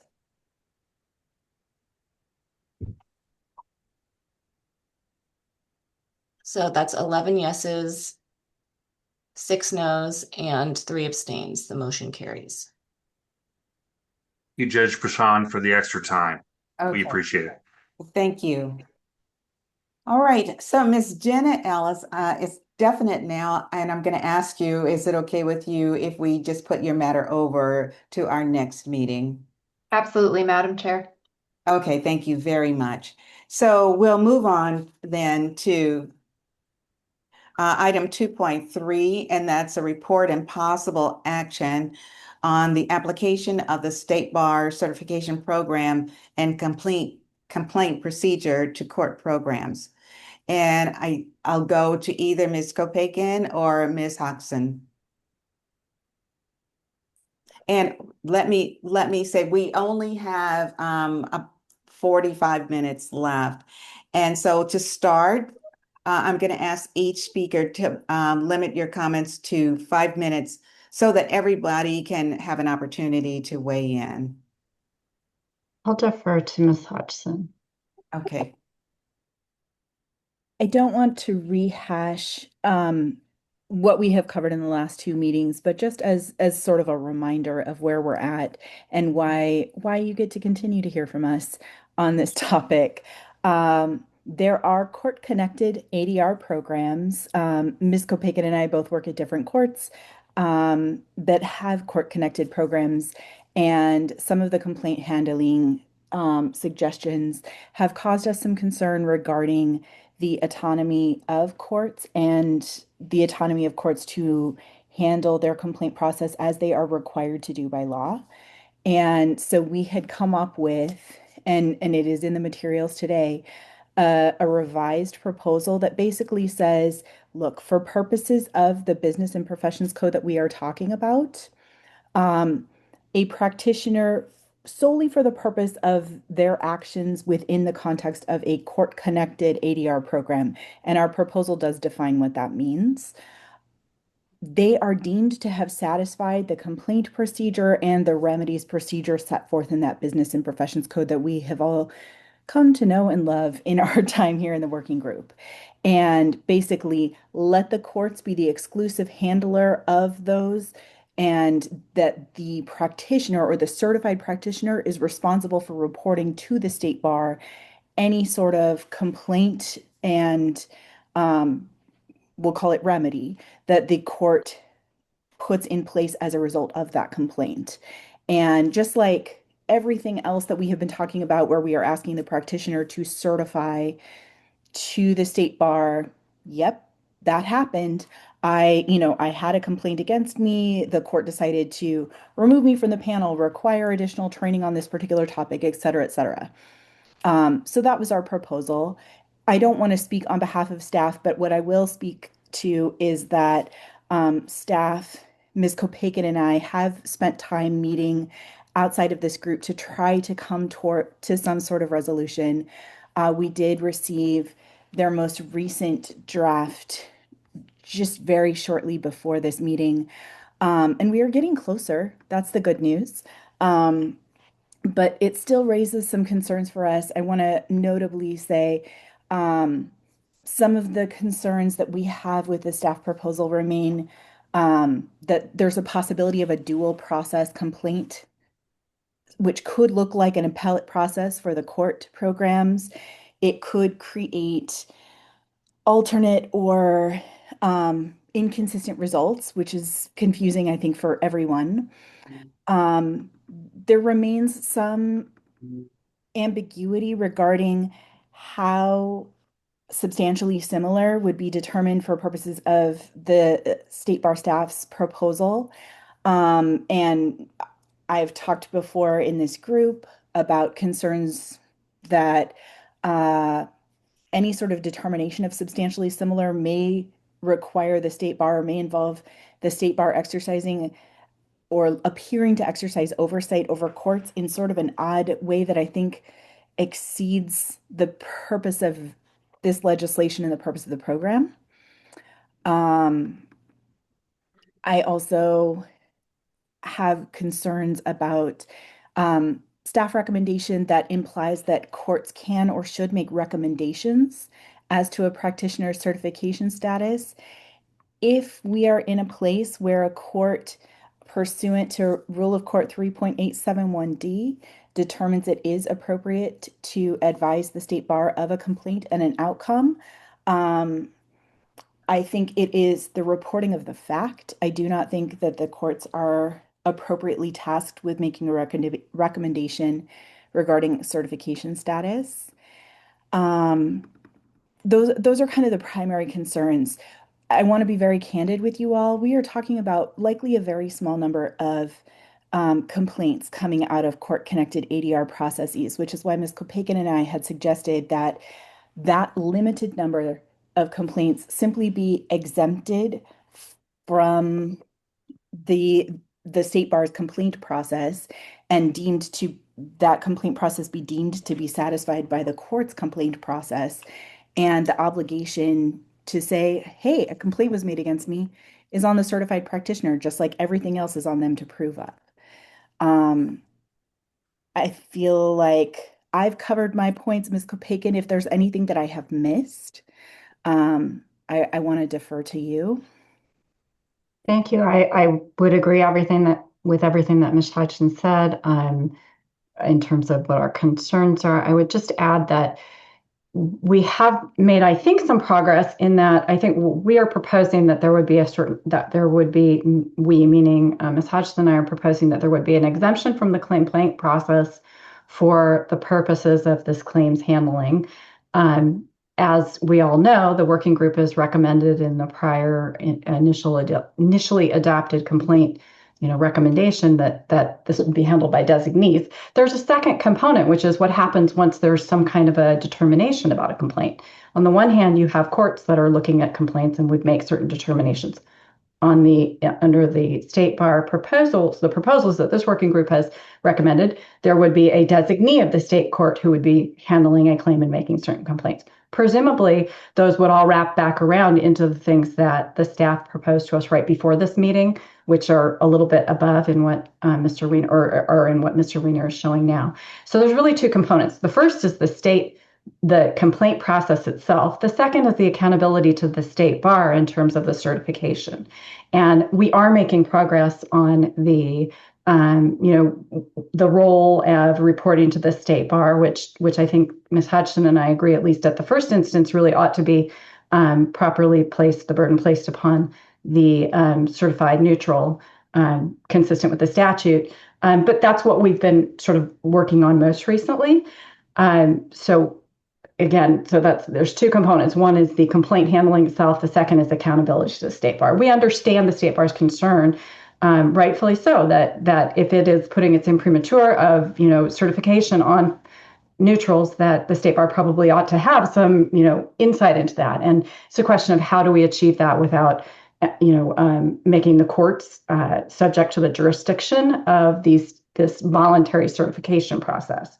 So that's really where we've focused our most recent efforts. So I think that it is perfectly consistent to adopt the proposal that Ms. Hodgson and I have proposed, which is that the complaint process for the small number of cases in the court-connected mediations as defined, would be handled by the courts. And then we have to talk about the wraparound for the program, which says, how do we ensure that the State Bar's concerns in its giving its imprimatur of quality on certification is addressed. And some of the things that staff has proposed, we have belatedly, because we got them it's still a work in progress. We have provided some comments on, and we can talk more about that if the group would like.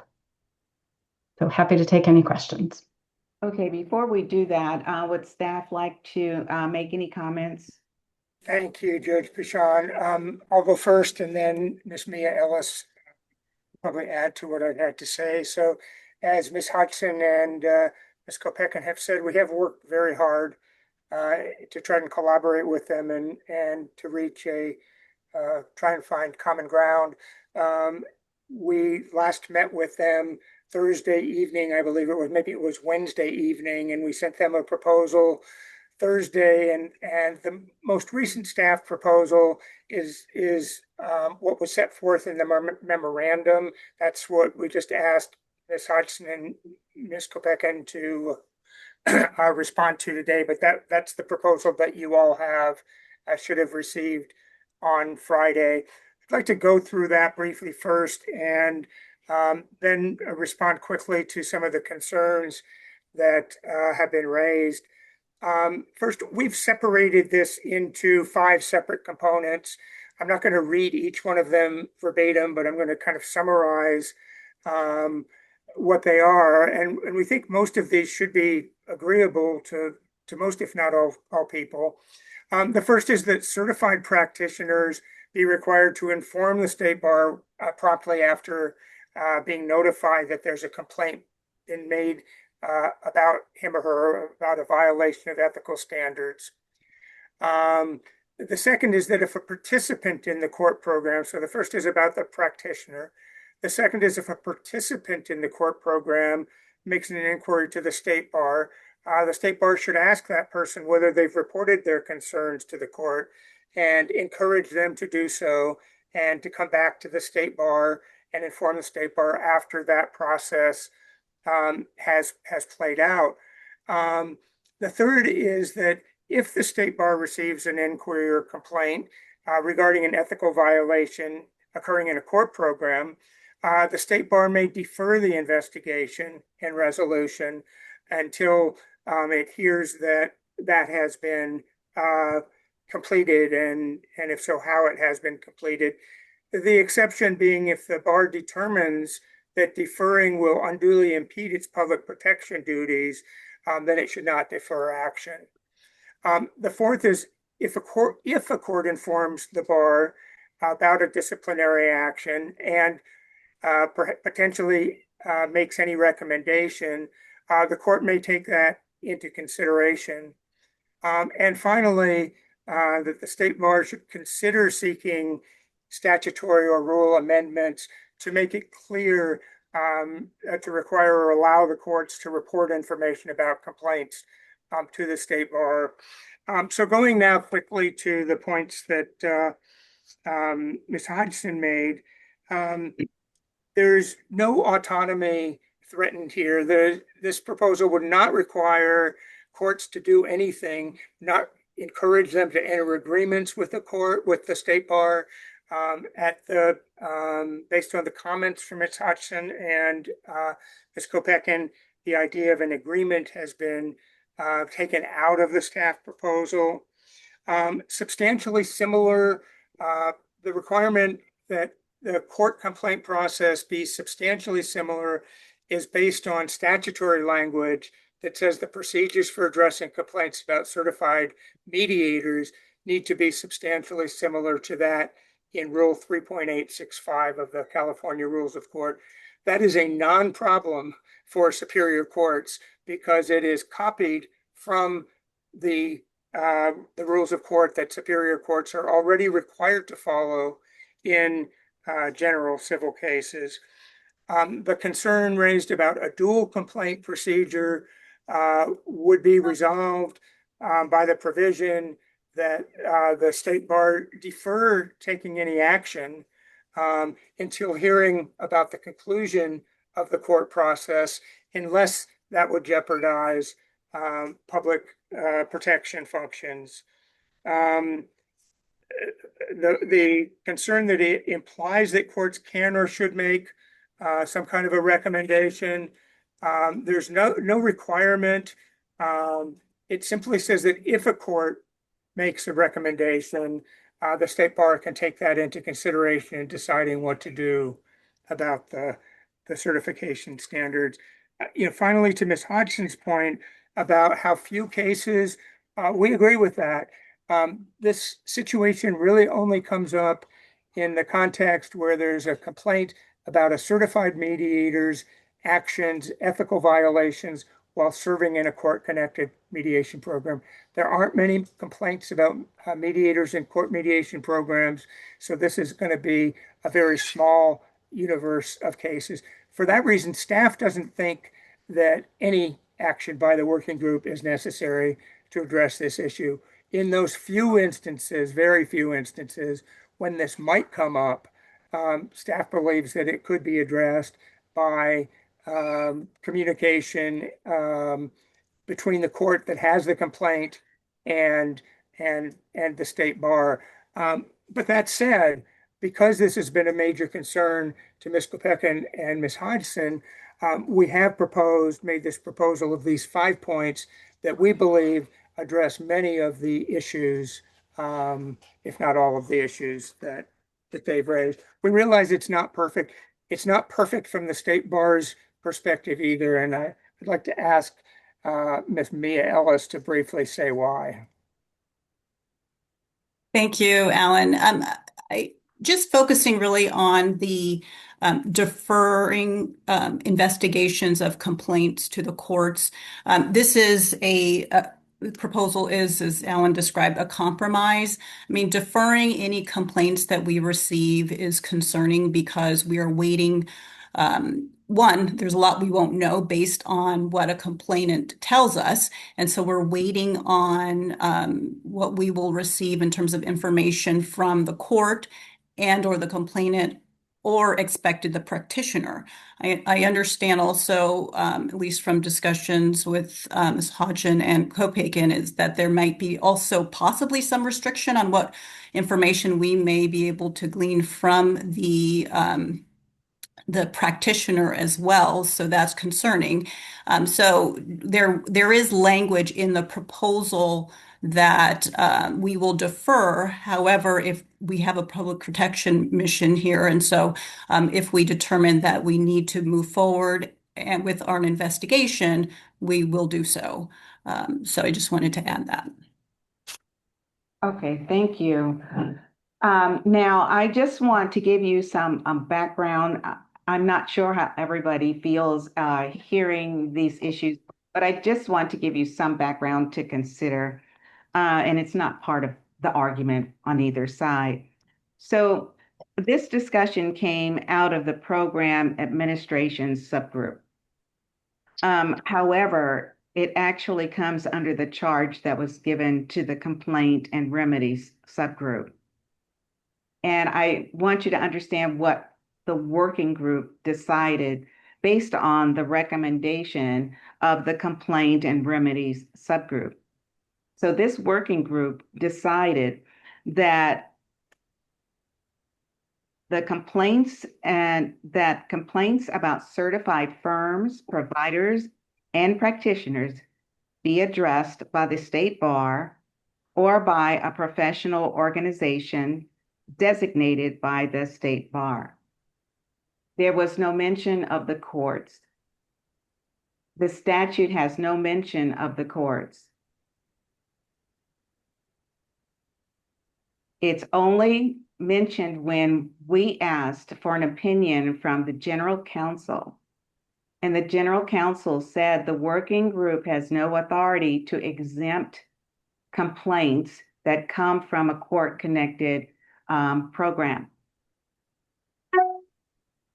And since the working group has no authority to exempt those complaints, it was suggested that maybe there could be an agreement with the courts so that the courts would conduct the investigation, but what it would inform the state bar of certain information so that the state bar could deal with the arbitrator or the mediator.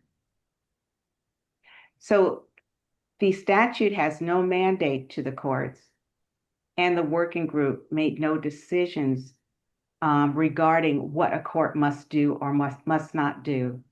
And don't forget that certification is a voluntary process. If a court wants to be a certified provider, that would be up to the court. If the court decided not to be, they do what their rules tell them to do. The state courts are bound by the rule of court, the 3.685 or 865, etc., and the federal courts by their rules. So the working group has not done anything to impose a mandate on the courts. Now it's open for discussion.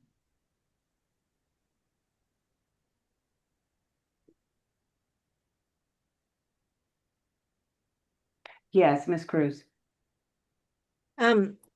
Judge Pichon, I'm a little confused by your last comments. Are you intending to say that we have no jurisdiction over the state and federal courts, and so everything that we do just doesn't apply to them? Or was the intent, like especially when kind of repeating what the GC said, that we don't have authority to exempt them? We don't have authority to exempt the complaints, not the courts.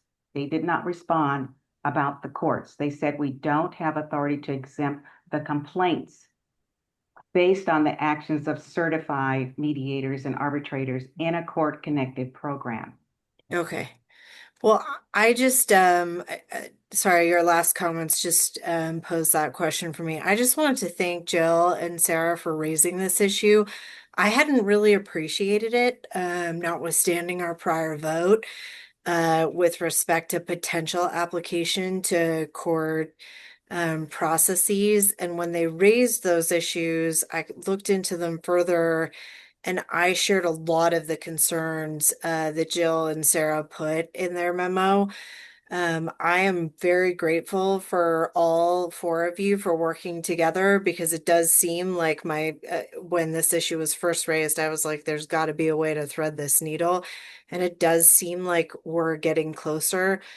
In looking at the new staff proposal, I some of the things that were kind of owing me from the first time was that dual process, the inconsistent results again, that may still be lingering issues. I like how the state bar, and it sounds like Jill and Sarah's proposals, have a requirement that's placed primarily on the practitioner, because that's the person really who should be reporting it. And I do think practically, I remember one previous issue was like, we can't mandate the presiding judge to report it, but practically, if the practitioner doesn't, I bet you every presiding judge in the world will, right? But in their own discretion without saying anything. And so I just wonder, I guess my question to all four of you ultimately is, do you think you want more time to kind of keep going at this, or are you looking for a vote today? It does seem like it's awfully close, potentially. If I can respond to that. Okay. I think from, the perspective of staffing the working group, there has been an incredible amount of time spent on this, not only in the working group, but also outside the working group by Ms. Kopekin and Ms. Hodgson and Mia and me. And I feel like at some point there needs to be a decision. Nobody necessarily wants to make a hard vote, and people have strong views on both sides. So I think my personal perspective would be that it would be good if we can resolve this today. We're hoping to have two more working group meetings, one on January 21st and another on February 2nd, where we hope the working group will approve the final proposal to go out for comment. And so, I think we've probably gotten, as close as we can. It's going to be going out for comment. There can be further reflection on the comments that come back. The Board of Trustees, I guess one thing that I would say as a reminder is based on the General Counsel's opinion that Judge Pichon mentioned, the State Bar will need to submit an alternative proposal. And an alternative proposal, I think, will go out for comment whatever way the working group may vote. And I suppose I'd offer one other, maybe it's a last effort at a compromise proposal, and this is something we had discussed with Ms. Kopekin and Ms. Hodgson, is, and I think this is what's going to happen anyhow, is that both proposals could go out for comment, the most recent staff proposal and the most recent working group proposal, without the working group voting thumbs up or thumbs down on one or the other, and then the working group could make its choice of recommendation when it comes back from public comment. Ms. Kopekin? Hi, yeah. Thank you, Judge Bichon. Thank you, Ms. Cruz. Thank you, Alan. I think that, originally this did come up apparently through the complaint subgroup. I will say that through previously communicated unavailability, I was not allowed to, have any input on that. And also, I understand Ms. Hodgson wasn't here, so we didn't have a chance to weigh in on it when the complaint process, the complaint subgroup was working on it, unfortunately. But candidly, also, I read the statute to not apply to the state court programs based on the language on the definition of the ADR providers under 6173, which says it would be a, quote, non-judicial process. In at least the federal court, the folks who are serving as neutrals are serving in a quasi-judicial capacity, and that's in our statutes and our rules. And so I just understood it to be outside of that. So I'm sorry if I missed that. I would love to understand what the guidance, if the Office of General Counsel for the State Bar, if they could provide some more detail on that one, perhaps we could look at that and there might be some additional thing we could discuss. I've not seen that, but I understand that from Judge Pichon and from staff that's the position. In terms of what we're doing today, Ms. Hodgson and I were both a little uncertain about what the marching orders were for today, so we sort of were asked to speak and did so off the cuff. But I would say in terms of the staff proposal, I think we have largely agreed on some of the things. We've provided our comments to staff, but for items 3, 4, and 5, we still have some pretty significant concerns. We would be happy to walk through those if the intention today is to vote on them. We had hoped, or at least speaking for myself, I had hoped we could continue to discuss that with staff. We had originally, and on our meeting on June 7th, talked about perhaps, anyway, but I had hoped we could discuss those things, but I'll stop and let Ms. Hodgson weigh in if she has something to add. Ms. Jones has her hand up. I had a quick question for Mr. Weiner. Is it under the purview of this group to determine the process for outside groups hearing complaints? That was something that we held in the complaints and remedies group as an outside organization so deemed could hear complaints? Sure. So the idea is that the outside, the rule tentatively approved that Judge Pichon was reading from or alluding to said that complaints would be heard by the state bar or by a professional organization designated by the state bar. And so it was contemplated that the designation would include requirements for how the complaints would be handled, and that would be, at least in the case of mediators, it would be consistent with that, with the state bar complaint procedure, which is consistent with that set forth in the statute, which is 3.865. I think other than by agreement between the state bar and an outside organization, no, the state bar doesn't have purview. But otherwise, the state bar is going to hear it unless there's an agreement. Okay, so this would fall under that type of quote unquote agreement, perhaps. But the courts were not agreeable to having a provision in that there be agreements between the state bar and the court. There were concerns that they couldn't, commit to doing that. And it threatened the autonomy of the courts, at least in some of the comments. And so we took out it's one of the iterations of the staff proposal removed, therefore, the concept that there would be an agreement reached between the state bar and the courts, where the courts would be the exclusive handler. I see. Thank you for clarifying. I do want to note that, maybe your time hasn't been totally just one-sided. It looks like there's a lot of good framework here as far as communication is concerned for when we do approach that relationship with an outside organization to hear remedies. Dr. Getz? Thank you, Judge Prashant. I also wanted to say thank you to staff and thank you to Ms. Kopetkin and Ms. Hodgson for bringing this issue to us. And it sounds like the parties are everybody's still interested in having conversation.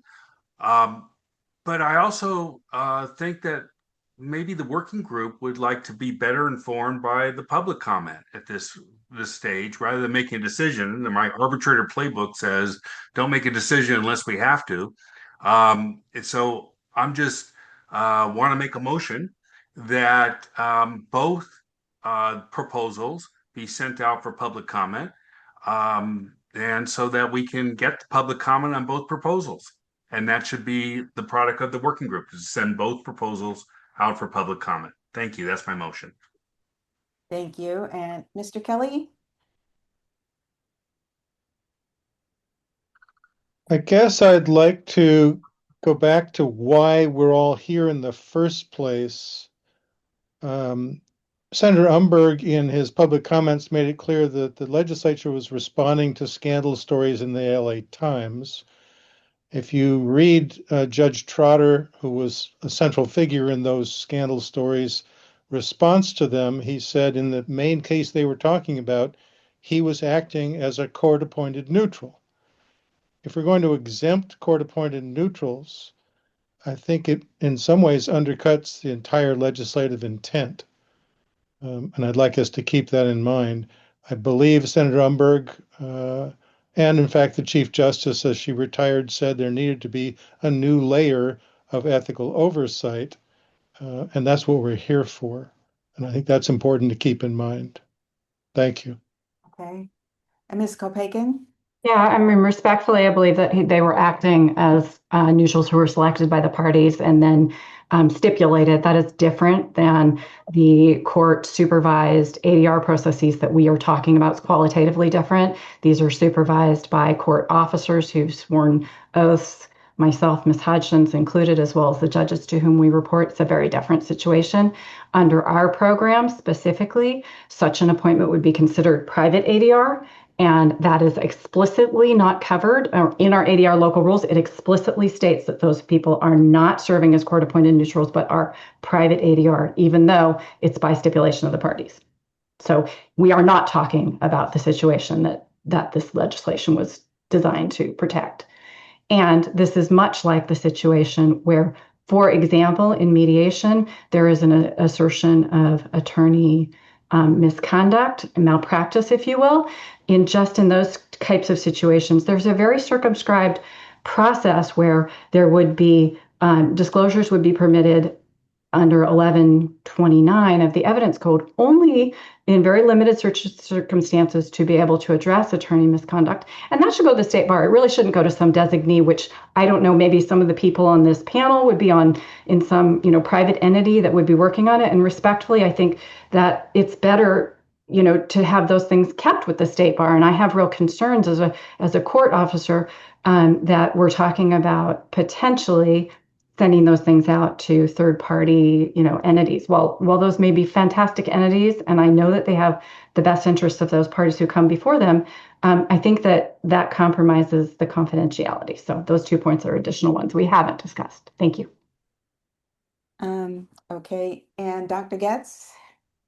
Judge Prashant, noting the time and noting my prior motion, I would like to see if there's a second for my motion to send both proposals out for public comment. All right, and regarding that, I think that's a fair request. I do want to acknowledge all the work that Mr. Weiner, Ms. Ellis, Ms. Kopakin, and Ms. Hodgson have done. They've put in tremendous hours, lots of writing, lots of thought. We're working, I think the frustration is we're working with a statute that doesn't give us any guidance. And when you think about it, in the end, it is the state bar who will be left unable to investigate the complaints that are with the court if there's no agreement with the court that they work together. So I just want to make it clear that the statute just doesn't cover what role the courts will play in this and the state bar's relationship to the courts. And so we're having difficulty trying to see how that would work. But I just want you to remember there's no directive to the courts to do anything. Dr. Getz has asked if there's a second to his motion. I think it's fair since the parties have worked so hard to reach an agreement and have gotten close but have been unable to reach it. If anyone is willing to make a second so that it can go out for public comment and we can receive more comments like the one from Chief Judge Seaborg. And the courts will let us know how they feel about the position. And then other organizations can let us know how they feel so that we can close it for ourselves and just wait to hear back and gather more information. Mr. Weiner, your hand was up. Yes, I was only going to say that the lack of clarity about how to deal with this in the statute is the reason that, the fifth point of the staff proposal was that the state bar might seek clarification to see how the court process and the state bar processes could be better integrated. And that may also facilitate reaching an agreement down the road. I say, based on some conversations that we had with Ms. Hodgson and Ms. Kopakin. But I support the motion to send both proposals out for comment. Well, I would be willing to second it if Ms. Hodgson and I have an opportunity to address in our proposal rebuttals to or clarifications on the points because staff's proposal, those 5 points were actually something that were totally different than what we had talked about in any of our meetings. I think they're in the right direction, and I think they actually might help provide some useful guidance for public comment. But I think we would want to be able to provide our views on some of those. I've already provided them, and as Ms. Hodgson has, to staff and to the chairs. But I think it would be in the interest of the public to see, the full comment on that. And so I would second Dr. Getz's suggestion with that caveat, if we would be able to work together to put what our final thing for public comment would be. Yes, as if I may, as I explained to Ms. Kopekin and Ms. Hodgson, when the proposal goes out for comment, there's usually a short explanation of the questions. There's been a lengthy discourse between members and staff on this, and I don't seriously, I don't feel like there's room to have, pages. I think brief summaries of the reasons supporting each of the proposals, and staff could certainly work with uh, Ms. Kopekin and Ms. Hodgson on their short points. But the other thing that's a reality is when something goes out for public comment, and many of you can attest to this, members will be talking to their constituents. There'll be a lot of discussion about why folks think one way or another, not just on complaints, but on many other things. So I think there'll be a lot of opportunities to inform the public beyond what brief explanations might go in the actual report that goes out for comment. Ms. Curtis? Yes, I would support Dr. Jack's proposal that it be sent out, but I'm not sure that it's at that point because given the short time between the last proposal from the staff and this meeting, I'm not sure those negotiations have run their course, although I think there's very little left to do. And, for the further reason that it might be useful, as Ms. Kopekin said, to have a greater understanding of the general counsel's perspective on this, because I do think some of these things that are being contested have to do with legal issues, not simply procedural questions that need to be addressed. Mr. Yamshon? Thank you. I support Ms. Kopekin's concept because there's 15 people in the working group, and if each one of us talked to our Bar Association ADR sections and some other organizations, we might be able to educate 20 people. So that's 300 people that the group might be able to reach out of the population of the state of California. So I think that a fully informed public is the best way to proceed. Mr. Thank Kelly? you. I want to say that I'm in favor of courts working out some way that they can be the exclusive complaint handlers. But if I understand Dr. Getz's motion, it is for us to approve sending out something we haven't read. And I find that disturbing. I'm sorry, what do you mean you didn't have enough time to consider it, is what you're saying? No, Ms. Kopekin says she wants to add to what we've been Oh, I provided see. and we could read. I And see. I don't feel comfortable approving as a working group member sending out something that I haven't read. That's all. Okay, I understand what you're saying. Mr. Weiner? Yes, partly to Mr. Yamshan's point, the discussion with the various groups would by no means be the extent of the public input that's sought. The State Bar has a website where all of the proposals that it's considering are notified that public comment is being requested on those. And I think that they're members of this group who are affiliated with provider organizations that I would expect to distribute it to the practitioners on their rosters, as well as folks, we've been contacted a number of times by some of you who've said you've been invited to speak to proposals. And, so I think the number of people who would be exposed to the proposal would be in the hundreds, mid hundreds probably. And so just to address that concern, with respect to Mr. Kelly's concern, I think Dr. Getz's proposal was to submit the two Dr. Getz' motion was to submit the two proposals that were in the memo that was distributed to the working group on Friday. So the ones that, that I had showed on screen earlier that were in Ms. Kopeckin's email that was attachment one, and the staff proposal that was in the body. What I was saying might be composed that would include a couple of paragraphs would be explanatory, just to give background on why we have two different proposals rather than substantive proposals Thank you for themselves. the clarification. Ms. Kopeckin? Yeah, so Ms. Hodgson and I, again, we got the proposal from the staff very late in the day on Friday, and so we did provide some comments.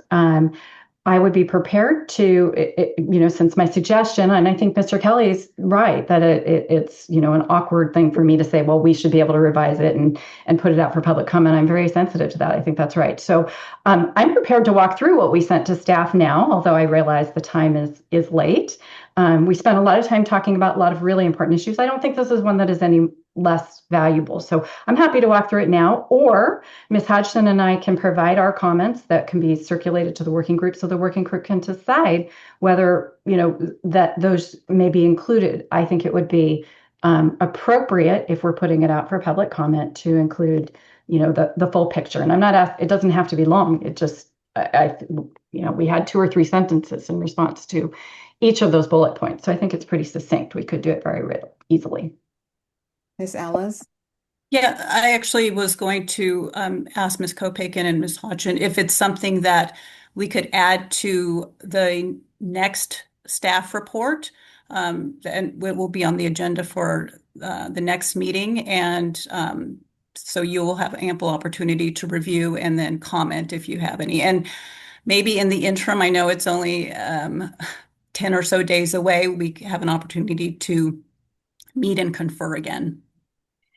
I just want to remind staff that that was the one meeting where I said I have back to back. I'm scheduled all the way up until 9 p.m. because I'm teaching at Berkeley on that day. I forgot. Thank you.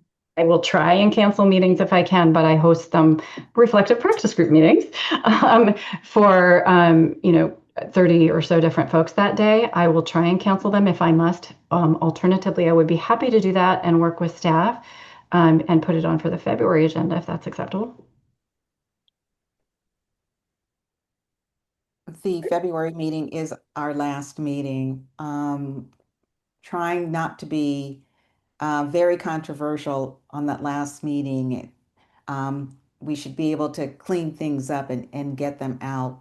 So I worry, since this has been on 3 times, if we'll be able to reach a resolution on the very last day that we meet, and I would hate not to be able to reach a consensus or some type of conclusion before the last meting. It sounds very much like we might not be able to, but at least we would have defined something that we could put forward to the public, which is what I thought we were talking about. But... If I may, Judge Prashant. Yes. I'm concerned about putting this over to the January 21st meeting. The provider organization subgroup recommendations on tiers have been put over twice, and their recommendations on ethical standards for provider organizations are still being formed and will be on the agenda for January 21st. I really feel like if there are 2 proposals, one is a staff proposal and the other is Ms. Kopeckin and Ms. Hodgson's proposals, those can go out there. Not the working group isn't saying that it approves either one of them. It's saying, please comment on these, and then the working group can talk about them in whatever it becomes, March or April, when we have the comments. I feel like trying to reach a consensus on proposals that we're not going to agree on, where we're going to have 2 different proposals, to spend more of the working group's time trying to hash those through and what does each think about the others. Let's just get the proposals out, get the comments back, and then reckon with them. Sorry to be somewhat persistent on that. No, and that's fine. I think the issue now is we have a second, but it is a qualified second. So Ms. Kopakin's second is based on the fact that she and Ms. Hodgson should be able to present something in writing to explain their position. So I don't know, according to the rules, if it's allowable for that presentation to be made in writing and circulated with the working group. Or Your Honor, if I may, going back to the classics such as Robert's Rules, I think that Ms. Kopakin's second is also taking the form of an amendment to the original motion.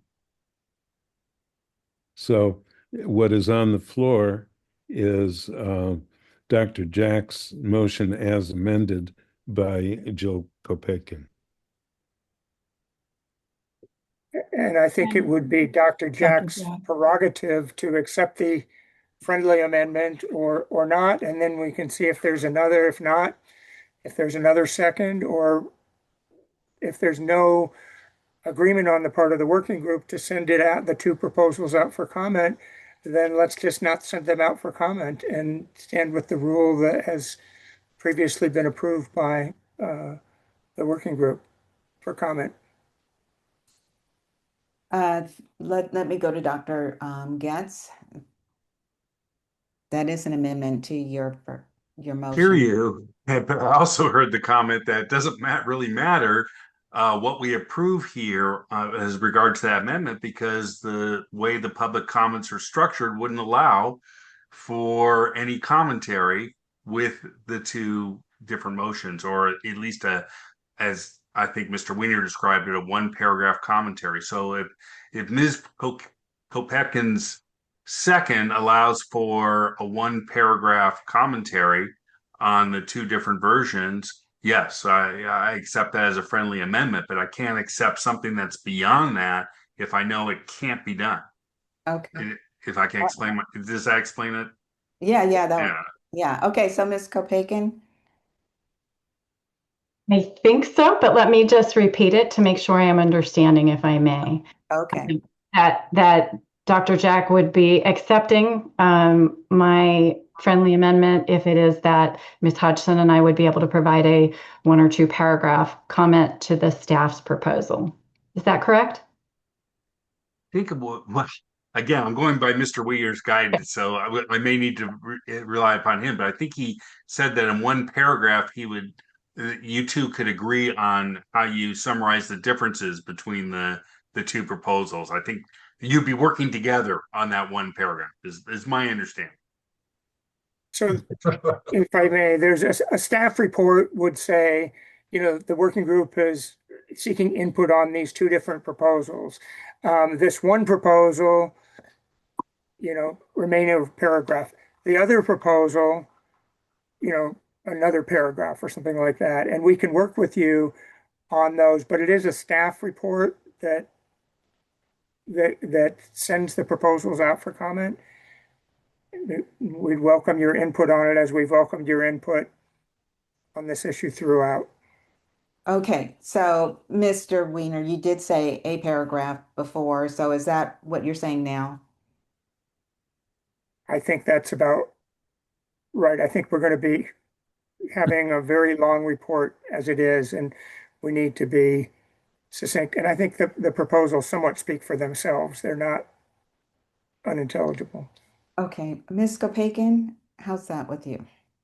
I'm sorry, sugar's dipping. Just let me make sure I understand exactly what I'm doing so I don't miss the mark. I apologize. We could, I understand it's staff's report. You're saying it's not a joint report, but would you be, is the proposal that we can make a 1 paragraph comment on that you would include? Am I understanding that correctly? We'll work with you on your summary of your concerns about the staff proposal. Okay. Does that make sense to you, Ms. Hodgson? It does. I'm in favor. Okay, I'm in favor. Thank you so much. I'm sorry to be dense. It's a little late in my day for my brain. That's all right. That would be acceptable a reconstruction of my friendly amendment, Dr. Getz. Thank you so much for your consideration. Okay. All right, great. Now we need to take a vote. I'll take the vote. Armstrong is absent. Coulter, Yes. Curtis, Yes. Jenkins, Yes. Dubois,